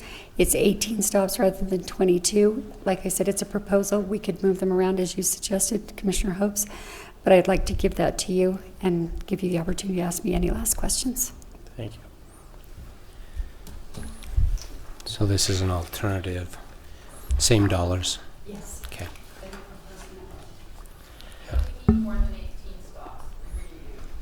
So let me add some numbers, Mrs. Andrus and others that are here. The interesting part of this is that I believe that we can find the solutions, and I appreciate what the mayors are contributing and what they're doing. Of the subscribers that we have, and again, there could be multiple people with one card, but if we take the number that we're provided with and we take what the schools do, for example, and I'm not saying that the schools don't need the help, but they are a major tax collector within our county and every county. The majority of the dollars collected go to them. But there are, based on the first 4 months calculations, on average holders, and I have to assume that at the schools there are probably one per student if that's how they're counted. I'm not sure on that. But that's 1,821 students in our schools that benefit from the Bookmobile. And so, I mean, that's the children that all of you are here talking about. Yes, we do know that the adults are important. But again, the same question that I asked the mayor of Helper was this: what is the percentage there? That's 58% of the budget that goes for Bookmobile services is at the doorsteps of our schools. And yes, Pinnacle has very small library, if any, and Castle Valley Center does not have any. So the question is why, if we want to solve this, in solving the solutions, where's the school district in this? I think the mayors generally are going to go back and look at their numbers as I am, and say, you know, how do we make this work if we want the current level to be there? But that really is one of those big questions, that you take out 58% of those recipients. Not that they're not the ones that need it, but where's the support for literacy in our schools? Yes, it starts at home. And I've been a VISTA volunteer, and I've worked in the STAR program, and I've seen the racks of books that come from donation and book exchanges, and I've seen people reach grade level reading skills. And there are plenty of books out there. So that's the numbers that are difficult, that each of you need to consider as you talk about what is the solution. You know, is it a combination of things that we could better utilize existing resources? Is it additional funds that can come in for a Bookmobile? Is it a tax levy? Iron County was successful in passing a tax levy and built libraries. I mean, all these are options. What about neighborhood exchanges? What about the donations? What about the grants that are out there? Because I would hate to, in the name of budget, something like this go away, but at the same time, we cannot live on borrowed time very long as far as those things go. And so that's my plea to the community is where, you know, put forward some of these ideas that you can personally work on, that you can help solve the $2.8 million deficit, if you want to call it that we're using a surplus. This is a small part of that, but that's part of what that process is. So I appreciate the information that you've done. I utilized Bookmobile when my kids were smaller, when they were at the school. And it has changed over time, but those are some significant numbers. In again, my 6-year tenure, we will have spent $600,000 on Bookmobile. If it goes away, no, we don't get the truck. No, we don't get the books. Hopefully, we've had some literacy that has come about because of, you know, those students there. So it's a matter of where we spend our dollars. So if I could just comment on some of the things that you said, Sanpete County has, as you know, the state contracts with the county. We don't contract with the schools, we contract with the county. And if there are changes that need to be made, we're more than happy to do as you ask us to do, because you are the entity with which we contract. Sanpete County has been very creative, just like you've spoken of. They felt like the schools needed the help. The schools felt like they needed it so desperately. They do have 2 school districts, but they contribute part of the money to the county, and then the county pays the contract. And in Utah County, they have a couple of the larger cities that could afford to build a library if that's where they wanted to put more money than what it costs them to pay for the bookmobile. Utah County has chosen to build back the larger cities that have the funds. And so there are very creative ways throughout the state that the 11 counties do their fundraising, as it were. So we're more than happy to work with you as you become creative and adjust things as necessary. Thank you. Commissioner Copes, did you have any other comments? The only comments I had were along the lines of Jay and what he had said. I ran the 2016 numbers. There were 2,865 patrons. 2,225 of them were directly tied to the schools, which left 640 patrons that were not at the other stops, that were tied to the other stops. So it's a significant amount in 2016, and I know those numbers changed to 2017. A significant amount was directly tied to the schools. And the other big point that I want to make is correct. Yeah, but they're going to the schools during school hours to augment the schools' libraries. Correct. The other point that I want to make is one that Jay made, and that is we've spent $600,000 in the past 6 years, a little over $600,000 to a bookmobile program, and if it goes away, we receive nothing from that program. Is it time that we start building a library system within our community, something that we, in the end, then own and can build upon? So each city would then have a library that their citizens could then go and attend. And yes, that doesn't help the out of county, those that live in other places like Schofield. Is the county willing to put up $600,000 for each city to build a building? Is the city willing to bond for that to help pay for it? Well, I'm asking if the county is willing. I'm asking the city. We're just looking for options here. Yeah. If we don't renew this contract, you lose 2/3 of your books. Can you tell us what you're going to do with the money if you're not going to put it on bookmobile? All right, let's actually do this in a little bit more orderly fashion. We have a $2 million deficit. It will go A into decision doesn't need to be made today. We're all here to have a discussion with our elected representatives as well as the bookmobile representatives to discuss what options are available. Understanding what options are available can then lead to a decision in the future. We haven't not yet made any decision at this time. I appreciate the comments of Commissioner Hopes. I would also like to tell just a little bit of a story so that you all know me just a little bit better. Mayor Parsons, you may remember that I used to be a citizen of East Carbon, and at the time it was called Sunnyside, the area that I lived in. You mentioned an area that is often known as underprivileged and underserved, and I know what that's like. My kids, well, myself growing up, I mean, that was me. My father was a school teacher, and he still is a school teacher. I believe in education. I am now very educated. My children benefit from the bookmobile through Helper Library. They go to story time at the Helper Library. My wife is one of those that does read to my kids every single night, and they might get a chance to watch TV maybe once a week if they're lucky. The decisions that we make affect me and my family as much as they do anybody here. So we want you to know and understand that if we are making anything that causes a change as far as decisions go, that we are doing it with a lot of research to understand what would be the best possible outcome of those that live here in the area. If we don't use $100,000 for a bookmobile, perhaps we can have a reduced service and still maintain a bookmobile.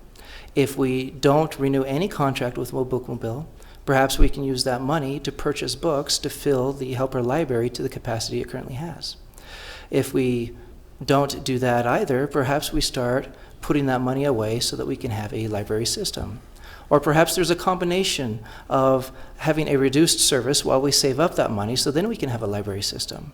The idea of continually paying for a service and not having anything that we can call our own isn't necessarily a bad idea, but there is merit to having something at the end of the day after you've spent all of that money, and being able to maintain a certain level of control of what books are available for our kids and providing them for the various communities that need them most. I was surprised a couple of years ago when I became a county commissioner, by many things, of course, one of which is that the county paid for the bookmobile. I had no idea. I had no idea that it was funded solely on behalf of just the county. And though on our property taxes there are several entities that tax us, one of them being the school districts, I was a little confused that the county was the one picking up the dime. So is it correct that it is the county that picks up 100% of that, when the cities, as well as the unincorporated county, are benefiting greatly from this, as well as the school districts? October, who amazingly has put us all together today, I would ask October that you not quit, that you would take your petition to the schools and ask them if they would help pay for it, help them be part of the solution. I bet they would.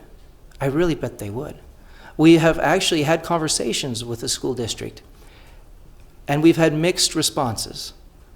We've had some responses from administrative people at the school district who've said that the bookmobile is not a service that they find value in. And yet we find some teachers that say that they need it. And so there's a miscommunication there.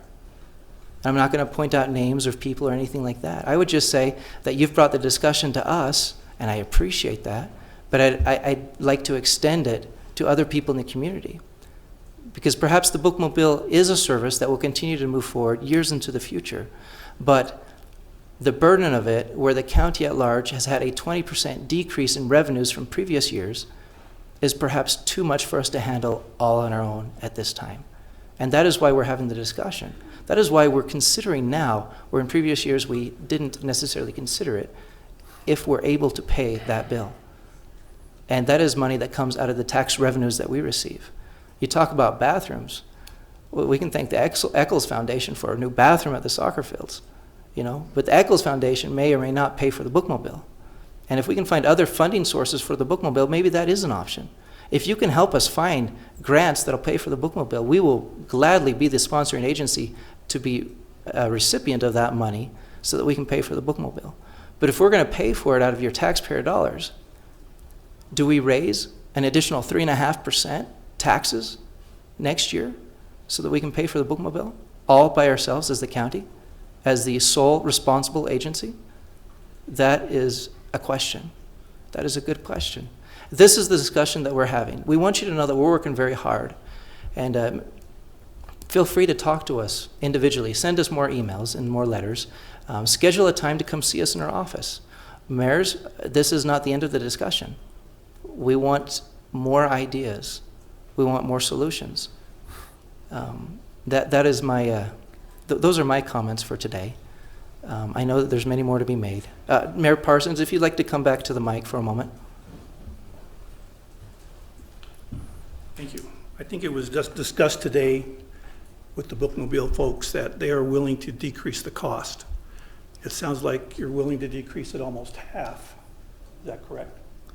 So why can't the commissioners go with the half amount and cut what the bookmobile does now, and in the meantime, with the new contract in hand, and given a year, we can approach the school district and others to see if they can be willing partners in this.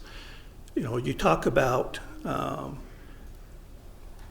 in East Carbon, if this goes away, it goes away. There is nothing out there. For the residents, it's a burden. People from Price and this side of the county say it's 500 miles out there. It's another Tooele commercial. But it's only 30 miles from East Carbon to come to Price. For us to come here and support the restaurants and everything else that goes on, because we don't have facilities in East Carbon, but you're trying to take that away from them. So I would hope that the commissioners would look at this reduction in cost and at least talk about that and give us time to get with the school district to fix the problem. Thank you. Thank you. Thank you.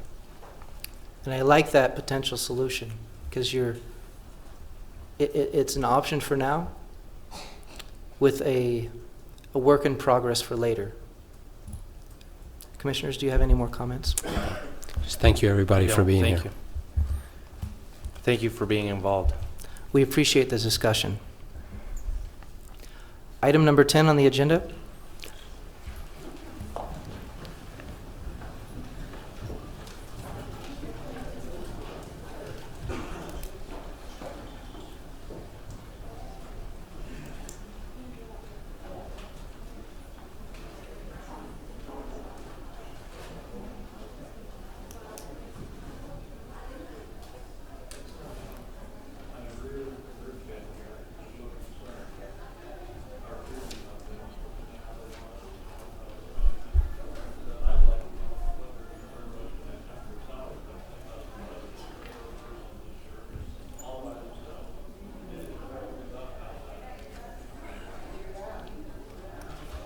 Isn't it funny when old people talk? They don't know that everybody else in the room hears them. Yeah. Okay. I hope it wasn't something I said. We have a public hearing for the Addy Estate subdivision for 4 non-buildable lots. Julie Nielsen and Yes. Todd Thorne. You're Julie. I'm Julie. Very good.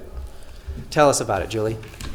We have some property that's in the family name. There's 6 to 8 people's names on the deed itself. All the primary owners have passed away, so this has gone down from about 2 to 3 generations, which obviously now there's 8 people on it. So they're just trying to divide it up to get the families their respective pieces of ground. Okay. And these are non-buildable because of Correct. floodplain, or? Yes. There's a number of reasons, but yes.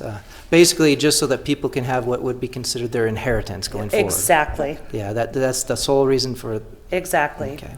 One thing you cannot find, or one thing that's not made anymore, is land. So Yeah. if you have the opportunity to get it, you keep it. Okay. Commissioners, this one is pretty straightforward. The Planning Commission's worked with them, and it is simply just a division for purposes of ownership going forward. Correct. Thank you. Okay, open up public hearing. I'll go ahead and open the public hearing at 6:17 p.m. Any who would like to come and speak to the matter, please come and mention your name for the record. Let me just ask, are there any interested parties in speaking for the record? Seeing none, I'll go ahead and close this public hearing at 6:18 p.m. Commissioners, I'll make a motion to approve the Abbey Estates subdivision. I'll second that. Motion and a second, all in favor? Aye. Thank you. You're welcome. We have another public hearing for Country Corner Subdivision, Phase 1, Carla Sacamano. I don't see Carla here. Todd, would you please tell us about this subdivision before we start the public hearing? So this subdivision, Country Corner, is located on the corner of 750 West and 1100 North in Carbonville, just below the Questar gas plant. It's a total of, there's 19 lots, 18 buildable lots. One of them is a drainage lot. So we've worked with Carla and worked out any of the concerns she's going to do in different phases. Phase 1 is 3 lots. There's a 1 acre lot on the east side and then 2 half-acre lots on the northwest corner. So those 2 lots will access off of the county road. The remaining lots will be accessed off a local road that will be built by the developer. So we have a development agreement in place for the roads, for the utilities and everything else in place. And this particular one is just for phase 1 for those 3 lots. I think we've worked with Carla and worked together to address our needs and to work with her to say, hey, this is what works together. So we've gone through a process and been able to to work it out. And they've been great. They've done everything we've asked for. They've done a complete hydrology study. That's why there's a drainage lot, so it addresses all of that, captures that, and then allows it to reduce or doesn't increase the runoff. It allows it to drain through as it was pre-development flows. So we have all those studies done and completed, and so it's ready for phase 1 approval. You know, and I like that you had brought up that, you know, that maybe you were a little kind behind it, but there were several things that needed to be changed, but they were great to work with, is in the fact that they met all of the Planning Commission stipulations and they made all those changes. Yep.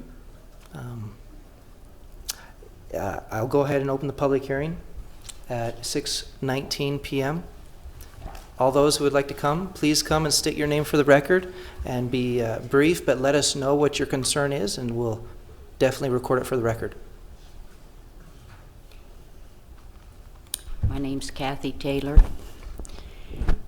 and it's not going to be real brief because there are several things that need to be addressed.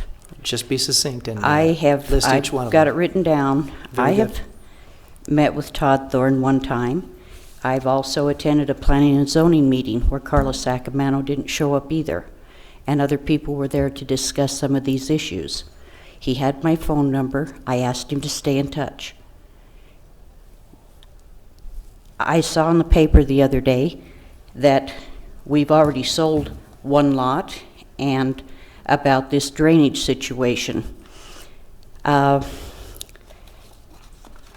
So I was advised by him to get a hold of the engineer. I went down and met with him this past Monday. He didn't work Friday, so the soonest I could go was Monday. And there were some things that I was told that was totally unacceptable, that have not been addressed with the people that are around there. I will start out by telling you that this parcel of land that's been purchased for this subdivision has been agricultural irrigated cropland since the late 50s.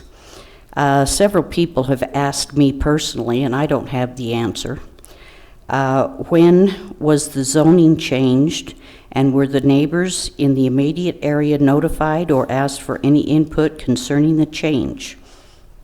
I don't have the answer. Do you? We can address those after the public hearing. Okay.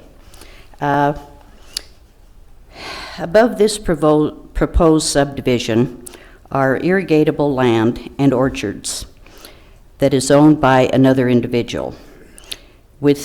They irrigate with their 5 or 6 shares of water. It comes down the hill and flows onto what used to be the field that was farmed, and the excess flows in both the north and south ditches. 1100 would be the south ditch, and the north ditch would be the back side of that property, into the irrigation collector boxes, and flows into the pipe and open ditch located on 750 West. This issue needs to be addressed because this is a long time established private ditch. It's Pioneer 1. The buried thin pipe, it's a thin walled pipe between the collector boxes, which I did have conversation with Todd about, was installed by Pry-Y when they absorbed the 5 water companies in the area and also installed sewer lines. This was a number of years ago. The groundwater/irrigation was leading to instability of the soil, and the lines were unstable. It's thin-walled pipe and was not designed to be driven over by heavy equipment such as track hose, dump trucks, cement trucks, etc. This would require the contractor or the developer to install new crush-proof pipe. This supplies irrigation water to 26+ people. So it's pretty important to us. And you can't tell a cement driver where he can and can't drive, and you can't tell a backhoe operator or any of the above. We all know that. Do you know how deep that pipe is? I'd say no more than 6 inches, maybe not even that. I could go measure it for you. I just curious how deep it was in the ground as I'm making my notes. It's pretty thin. I could point it out to you. Todd knows where it is. He could show you. And just to verify, the engineer that you spoke to, that was a county engineer, is that correct? Yes. Okay. The state law prohibits anyone from impeding the flow of established irrigation water. Our irrigation season is between April 1st and October 1st on this water right. So the only feasible time to replace this would be in that time period between October 1st and April 1st of next year.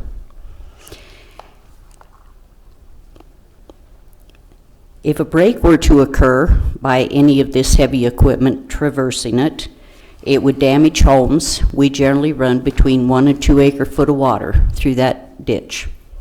Sometimes less, depending on who's watering. Like I say, we have 26 people we serve. In my conversation with Curtis, plus we also have an established easement on either side of this lateral for repairs for the ditch company. I'm not sure, it's 2 to 3 foot, I'm not sure the exact. In my conversation with Curtis Page on Monday, we discussed the proposed detention pond and its workings and responsibility for and its drainage aspects. It will collect whatever is collected off the street of the subdivision, put through a pipe underground to this open detention pond. The pond will fill, probably 1 to 2 feet was discussed. Supposed settling will occur, then flowing out of another pipe into our irrigation lateral on 750 West. There could be gas, oil, antifreeze, weed killers, soap, bleach, any other known toxins flowing into our irrigation lateral.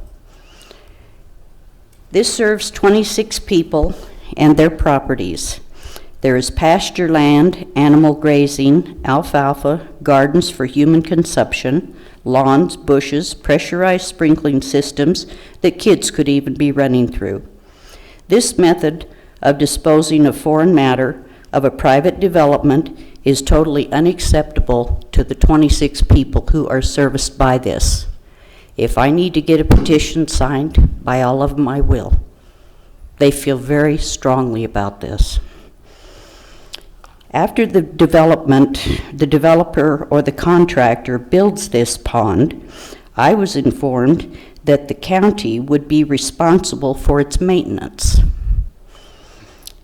Private development versus county money doesn't seem quite right, especially in the situation we're in this county right now. That should be the responsibility of the landowner, the developer, somebody, but certainly not the county. In addition, this detention pond will probably require Department of DEQ regulation, permits, the same with the Division of Water Quality. I don't believe these issues have been looked into. I have contacted the Department of Water Quality and I'm waiting for them to return my call, but as a state agency, they're the slowest thing I've ever seen. We understand that runoff from acts of God, such as rain, are unintended consequences of nature. But this is a deliberate and purposeful act of discharging into our system on a constant and continual basis year-round. Since there are these drain ditches on both the north and south sides where these people above will be draining, there are no safeguards in place if someone decides to dump trailer holding tanks just because it's convenient. Hopefully they will have a conscience, and this is not a third world country to be used this way. And we kind of feel our ditches not being treated right either. I have a hypothetical question I'd like to pose, and Todd might be able to give us some answers. If this irrigation ditch was non-existent, where would this drainage be going off of the subdivision? Whatever the answer is, this is where it should be going from the very beginning and not in our ditch. It's privately owned by shareholders, and we have no responsibility to this subdivision. Number 2, I know that there have to have water shares turned over to Pri-Y, one per lot for each of these 18 lots. I don't know if that has been accomplished yet by the developer, the landowner, or whoever. That is supposed to be dealt with prior to this commission making a final approval. Last question I was asked to relay to the commission was the mitigation of dust once the land is stripped of vegetation and during construction, and is there going to be curb and gutter on the perimeter? And that's all I have to say. Thank you for your comments.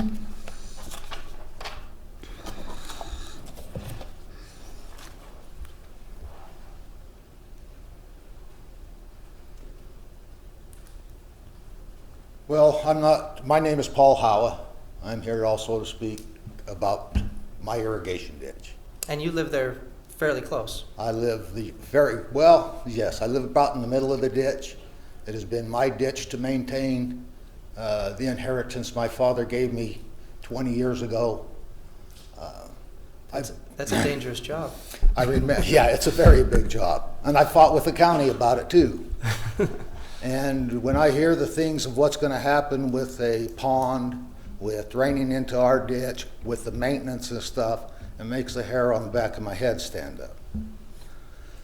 We've had battles with the county over that ditch for years. You can go back to James Simone's era, and when they redid the road out there, a culvert went in. And we advised, I remember my dad arguing with him about the culvert's too low. County says, we can't put it any higher. He says, I can't get any water out of it. So now we're in a quandary because we got this culvert's too low that goes under the road. I have to maintain and clean the ditch sometimes twice a year in order to keep enough flow because there is pretty much zero slope. I've hired contractors, I've gone through with backhoes and everything else. We've gone to the county. A few years ago, they felt sorry for us. They had Pri-Y pump the gutter or pump the culvert out because it was completely full of sediment. That was about 5 years ago. It is now about half full of sediment again. So I'll come back to that on another issue in another meeting. But if we're going to allow a developer to develop and put into our ditch, and the county is going to maintain, per se, the pond, then the county should accept full responsibility for maintaining the complete ditch, which runs from Carbon Canal above the Jukes property down to the, where would it be, Kathy? Who's the last person? Who? DWR. Down to the DWR.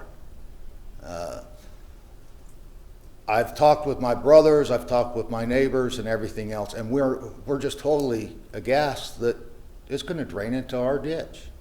The ditch our kids play in, the ditch we water our fields, the ditch as I grow my garden. I don't think it's acceptable at all. If they're going to put a drainage in there, if they're going to have the problems, they know it, then put in a drainage to the Price River, because that's where this ultimately ends up. So with the water surveys and everything else, and if Pri-Y and everybody else in Carbon County is willing to have it just drain to the river, A-okay. It can't drain to the sewer, they tell me, because we have a water treatment plant at the end of the sewer to make sure it's safe to go back in the river. I don't understand it, but I wanted to let my voice be known and the voice of my neighbors that we're not necessarily opposed to the development. We'd love to see the development. Enhances areas around our place, but we're totally opposed to the way to manage the wastewater that will run off of the property. And we're also very concerned that the piping and stuff be upgraded so that we don't have to worry about pipes being crushed and other things happen. We have a lot of mishaps on that ditch ourselves, and we accept personal responsibility. We have, as ditch owners, we have settled with neighbors and stuff that have had property damage from our flooding issues and stuff. I expect this commission and the county in general, that if they allow it, that they take full responsibility for it, because it's our ditch and we like it the way it is, whether it's open or closed. And would you just state your name for the record? Paul Howa. Thank you, Paul. Thanks. Thanks, Paul. Any other questions? Anybody else who'd like to speak for the record? Before we close this public hearing, Todd, would you please come in and address questions that the commission may have for you, as well as those that you've heard? If you need, I've been taking notes. So to address the zoning change, letters and notice was sent out. It was also advertised in the paper. We had a public hearing here with the county commissioners regarding the zone change. Before you go too far, Todd, it does look like there is somebody else that would like to speak. Okay. If you go ahead and give them time.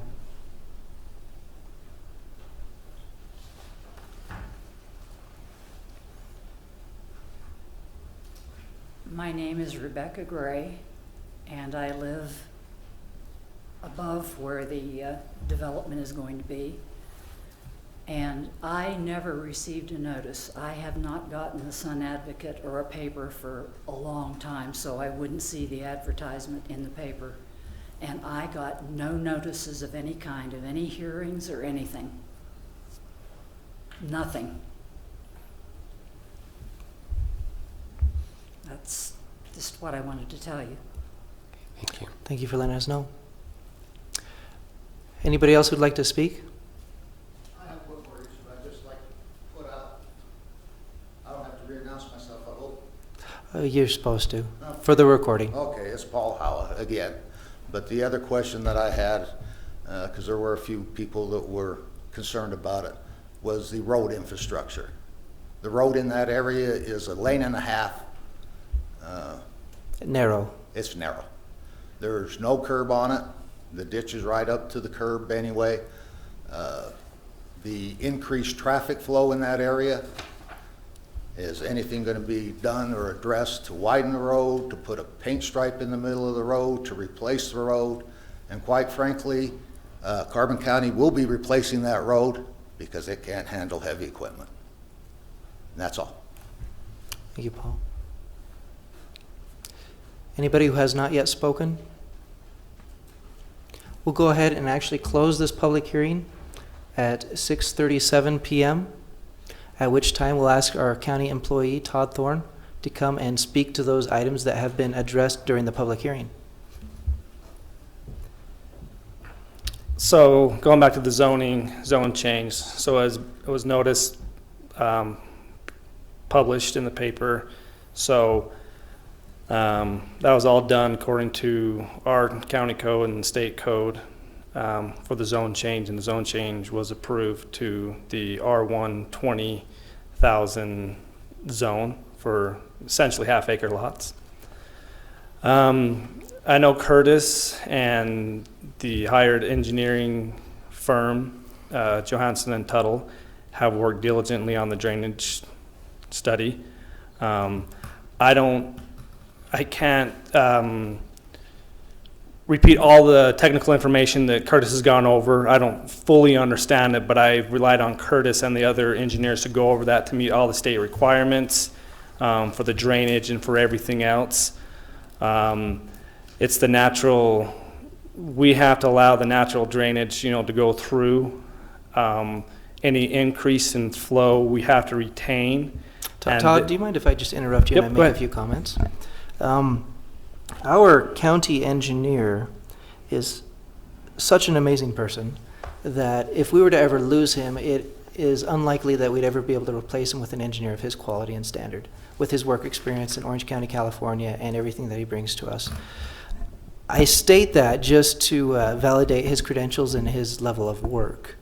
Though I want to ask, was he aware of the items that were mentioned? And if he was aware, then he's seen those and he's reviewed those. Yes. I want to ask specifically, as far as the zoning change, we've met all legal guidelines and then some, as far as advertising and allowing people to be known. And of course, we don't send out mailers to everybody's house. We don't go to the extreme lengths of letting everyone know. It is possible that some people may not have been informed, but that is the typical course of how we notify people, and it's how it's been traditionally done forever. What I want to ask specifically about is the detention pond.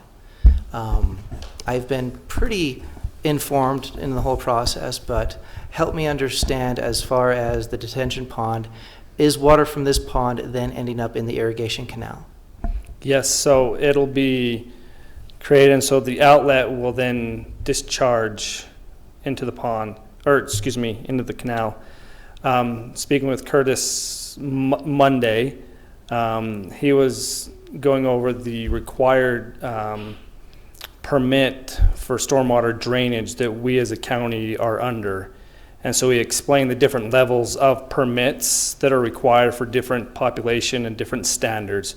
So we fall under a lesser standard, and that's something with the natural flow of the water. We can't put any more water into it than was there before, and that's why a basin had to be created. So they've engineered it to where it'll hold back enough water to won't be more than was already allowed to come across that property. Pre-development flows is what pre-development flow is what they normally call that. So anything that normally ran off that property is allowed to run off that property at the same rates. Yes. But because you're adding asphalt, concrete driveways, roofs, and all the drainages that come off of those, you're increasing the amount of runoff that will come at a quicker rate because there's no absorption.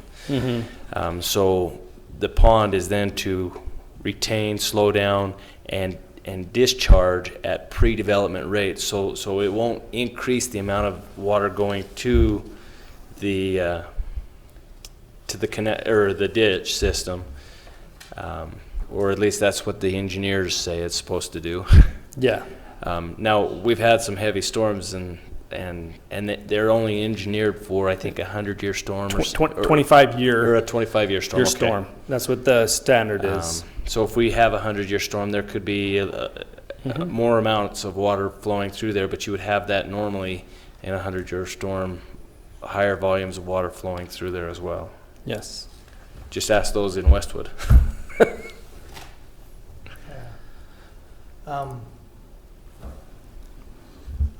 As far as foreign matter disposal or things of that nature, I mean, a retention basin, could you just touch on the topic of why a county may maintain a retention basin? So with the development of a subdivision, when they develop it to the standards that we have in our development code, the county then has to take it over. Same with roads, detention basins.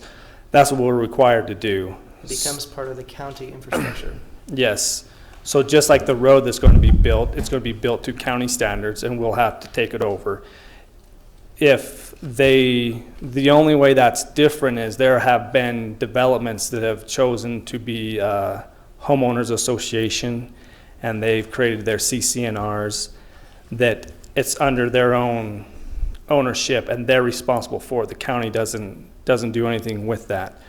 With this, we do allow for them to build it to county standards, and once it meets county standards and all the inspections are done, then we take it over and we release their bond. So we make them bond for it. If it's not done to county standards, then we retain the bond and we finish it according to county standards. So that's why we bond for it. And these are not uncommon. If you drive around Salt Lake, in certain areas in Salt Lake, they're usually developed as a park, large grass areas, but if you take a look at them, they're indentions, and during a big flood system, you'll see the kids out there playing in knee-deep water because that's what they were built to do, is take the development from those subdivisions, put it into a retention basin and discharge it so it leaves and goes into the irrigation systems up there, and at no higher rate than what they were. Yep. Maybe just touch on the purpose why the county would take over the maintenance of a retention basin. It goes along the lines of what Commissioner Hopes was mentioning. But basically it's so that we can maintain road infrastructure Yep. and any potential issues in regards to the Yep. new water levels. Yep, so yeah, those utilities and those infrastructures, like I said, once they're created to our standards, we take them over because it's part of, you know, more or less the county infrastructure that happens. And that happens throughout all counties and cities. Once developments are created to a standard, then they are taken over by the cities, counties, wherever it is throughout the state, so. And in the process, you guys have coordinated, I imagine the contractors coordinated with the canal company. So we've met with Carla and Kevin and gone over that. We've let them know with the pipe going across 750 and let them know that we have to protect that pipe from construction equipment, so they're aware of it, so they're going to mitigate that. So they're aware of it, and we'll make sure that that's taken care of. And the mitigation is left up to the contractor if they want to put in a new pipe or avoid that area altogether. That's up to the contractors to mitigate. That's not, we don't dictate to them how they're supposed to do that. If they crush the pipe, they will then end up fixing it or replacing it or putting in new pipe across the whole thing. While they goof around with it, prevent the accident from happening and won't happen. I don't have a problem with the pond, but I don't want my irrigation ditch to turn into the Jordan River. Okay. As in Salt Lake City. So let's compare apples to apples and let's get on with it. Dump your waste someplace else, not in my irrigation ditch. I'm sorry, I've got emotional. I'm sure you'll relay the extra message to the contractor, won't you, Todd? Yep. As far as the culvert currently being filled up 50% with sediment, I know that you, Casey, with Daniel Campbell, have been through Carbonville and there's been a lot of issues out there, but you have, the road shop has cleaned out a lot of those in the last 3-4 years. It's on my list to talk to him about, as well as the paint striping in the area as well. And that's one of the concerns, the original concerns with that road, with the original concept of the subdivision. That's why we made them put another street that connects 750 and 1100 north. We know that it's, the road width isn't as wide as some of the other streets in the county, but we also can't, we feel like that was the best solution versus allowing them to front all of those houses on the county roads, to front them on the local streets. We know there'll be an increase of traffic, but that way they're not all backing onto or pulling into houses right off the county road. There'll be a local, there'll be 3 points where they'll access the county road, one on 1100 and two on 750 because of the design of the development, but all the others will be based off of that local road. In regards to this subdivision, is the contractor required by the county or anybody else for a bond for this type of? Yeah, so they've bonded for it. Do you know the dollar amount? I don't know the dollar amount off the top of my head. Christian has prepared all of that, so we've bonded for everything that's going to be taken care of. So Carla's put up a bond amount, and Christian has outlined all of that and taken care of that whole development agreement. So, Todd, I have a question, and maybe Jeremy may have to help with it, but the natural drainage that would have been coming off from the property, would it have gone into the ditch?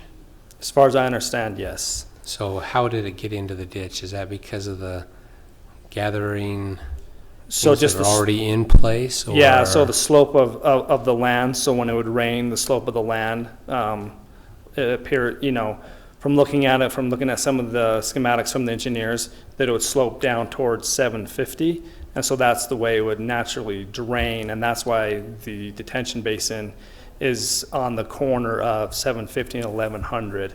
That's where the retention basin will be, because that's where it naturally flows to. Go ahead, I'm sorry. So the pipe runs along 1100 and then had an open part of the pipe that allowed the water to come off the field in the corner. Is that how that worked? So the pipe portion, I believe, is on 750. Oh, it's on 750. Yeah. Okay. Yep. And then goes there, and then is the open portion along 750, down along there, and then under the road down towards DWR and the rest of it. Okay. So it's an existing, I guess what my question was is, it's an existing drainage, even though it's in to the Pioneer Ditch system, like our canal systems and so forth are. Yeah. The difference is that now with roofs and pavement and asphalt and everything, it might be accelerated as far as the runoff. Yes. That's why there's a detention basin. And instead of being filtered by going through a field, the water then may pick up whatever debris is in somebody's yard, which, yeah, is understandable.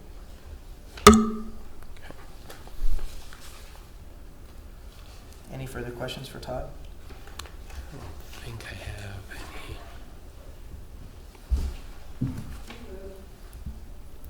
any. The public hearing is actually closed. Sorry about that, but feel free to talk to us afterwards. With that, do we feel that there is any further need for additional information, or would either of you be willing to make a motion? This is an approval for phase 1? For phase 1, yes. Which are the 3 lots? Correct. Is the detention basin part of phase 1? Yes, it is. Okay. We're making them put that detention basin in, to begin with, as phase 1, even though we're having, so lot 1 and the other 2, are off the county road, but that detention basin needs to be in phase 1 and established.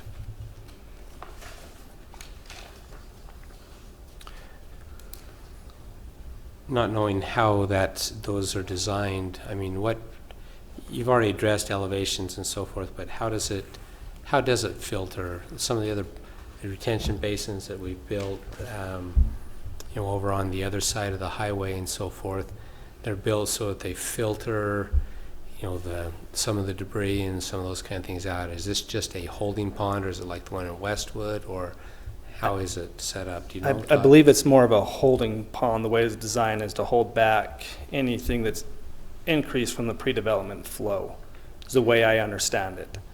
So because how they've engineered it and reduced the outlet, there'll be some settling that'll occur, but it's more of a holds it and then lets it out at the same rate as what was established before. But there's no, as far as I understand, filtration system or anything else in there that was designed. Usually they have an offset inlet and outlet, so the water will come in over here, has to migrate across the pond, which allows the sediments, the grasses, whatever might be in it. It does not, I'll admit, it does not allow the oils. The oils are going to remain on the top. If there are any oils, there shouldn't be, but if there are any, and then it discharges in another area of the pond, so most of the settling will happen prior to the discharge. So it's similar in nature to the pond that is out in Westwood, in the sense that it gathers, it retains it, and only allows so much to go through a specifically sized pipe into the Price River. Mm-hmm.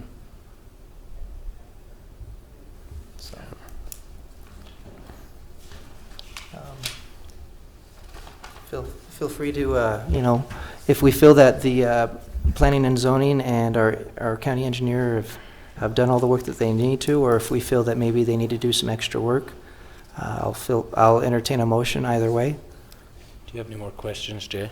I don't have any more questions. I'll make a motion to approve the Country Corner subdivision phase 1. We have a motion, and do we have a second? My concern, commissioners, is not that the work hasn't been done, but have we addressed any of those other downstream issues? Todd, and I guess I'm looking to you to say that. I mean, that is, the way that road was put in was a real issue. So working with Curtis, he's saying with our level permit we operate under, that we meet all those requirements. that there's nothing else that we can require as far as, an oil grease separators or anything else like larger communities are required to do. That we meet all the requirements for us as a county as from the DEQ. So I'm following his advice on all of that. Thank you. I'll second it. We have a motion and we have a second. All in favor? Aye. Aye. Motion carries. And I'm sure that the public that may have concerns is allowed to be a part of the process and to make sure that concerns that may arise during the process can be explained. As well, the operator is required not only to have their specific bond level, but insurance in case they cause damage to other people in the area. Anyway. Appreciate the information that has been brought before us, appreciate the concerns that have been addressed, and all those people who feel like maybe their concerns haven't been fully addressed, please feel free to reach out to us individually and we can help provide more attention to those. Can I ask one question? You may.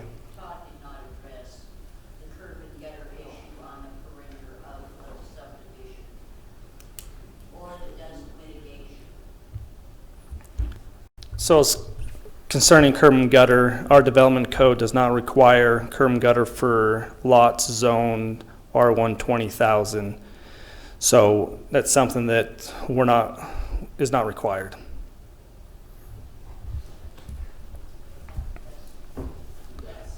Contractors are responsible for the dust mitigation on their own projects. That's a fairly common thing. They should have a water truck. If they do not and they start causing dust, I would call their office, whoever's doing the contracting, and tell them that you're annoyed by the dust. And they have a responsibility to control the fugitive dust that they're creating. Item number 12 on the agenda, we have consideration and possible approval of a recommendation from the Carbon County Site Plan Review Committee to waive the required fire hydrant distance for 4 Arrow subdivision located on East Coal Creek Road for Zachary Cloward. Todd Thorne and Zachary? Is Zach not here? Yes. So Zachary is doing a one-lot subdivision out on Coal Creek Road. In our development code, the requirement for a fire hydrant on a private road which he'd be located is 500 feet.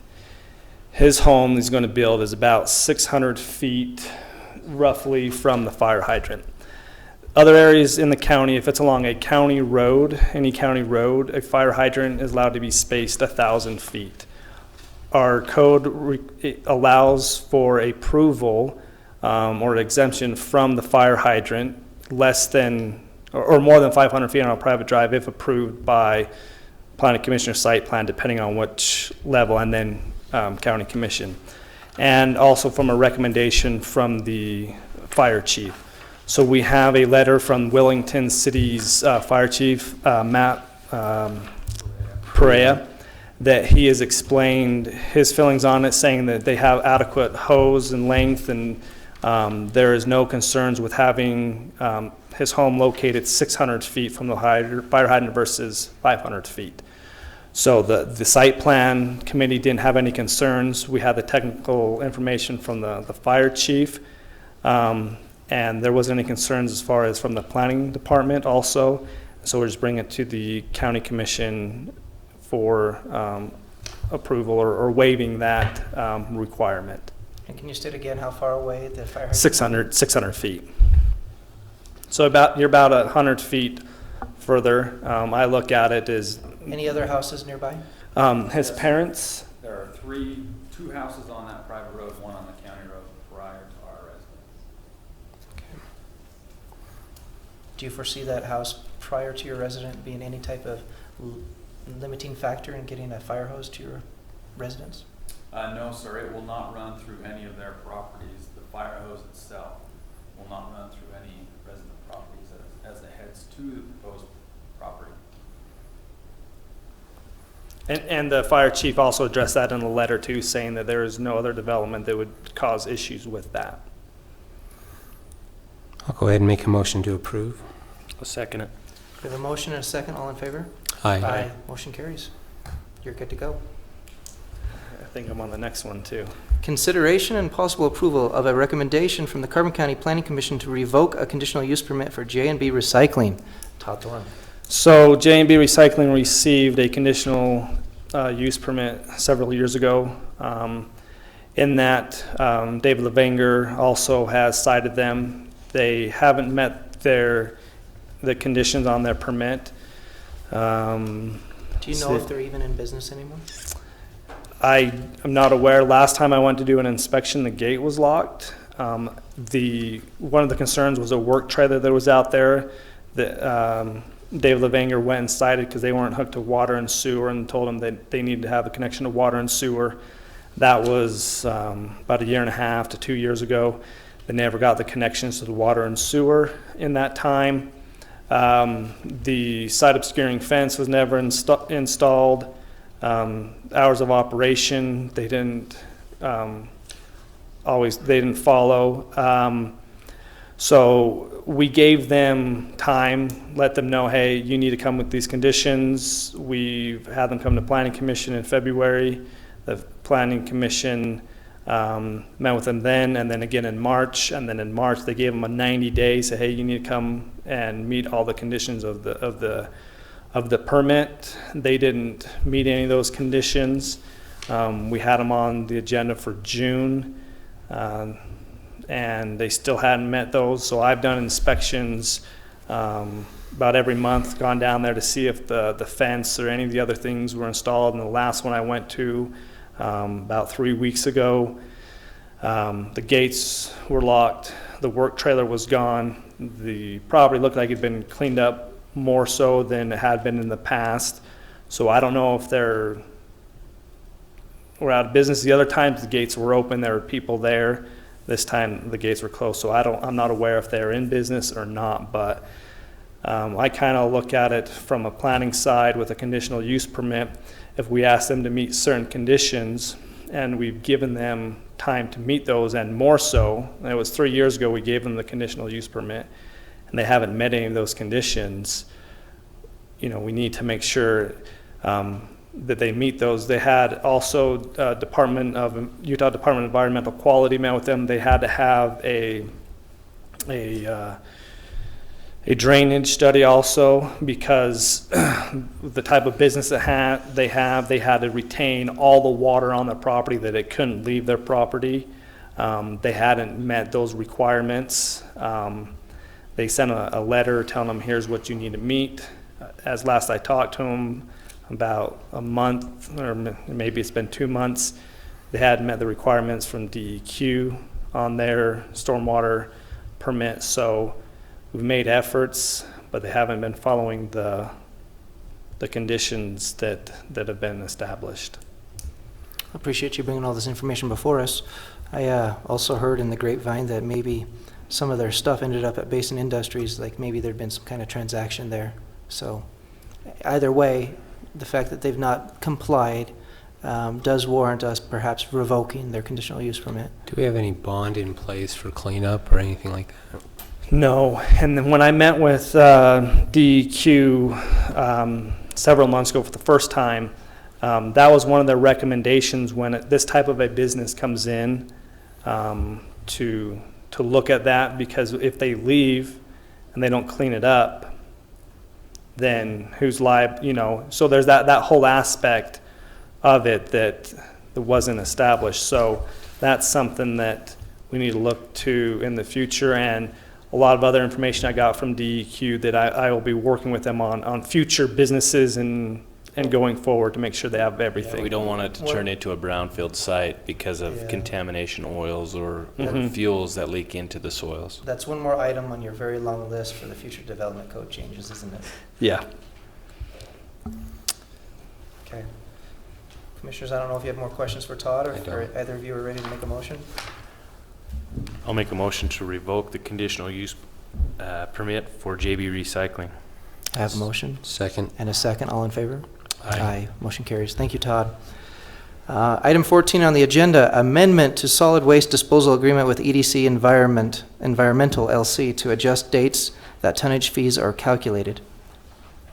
And we have the most recent contract with the updated date on it. It was emailed to us. Commissioners, I don't know if you had additional questions that maybe Jeremy can help us out with in regards to that, or if it was all pretty straightforward. It is straightforward. It's just changing the calculation dates of when we set those rates in conjunction with ECDC, and so I would make a motion to approve that. I have a motion I'll second that. and a second. All in favor? Aye. Aye. Motion carries. Motion to adjourn. We are adjourned. You can come up and talk to us.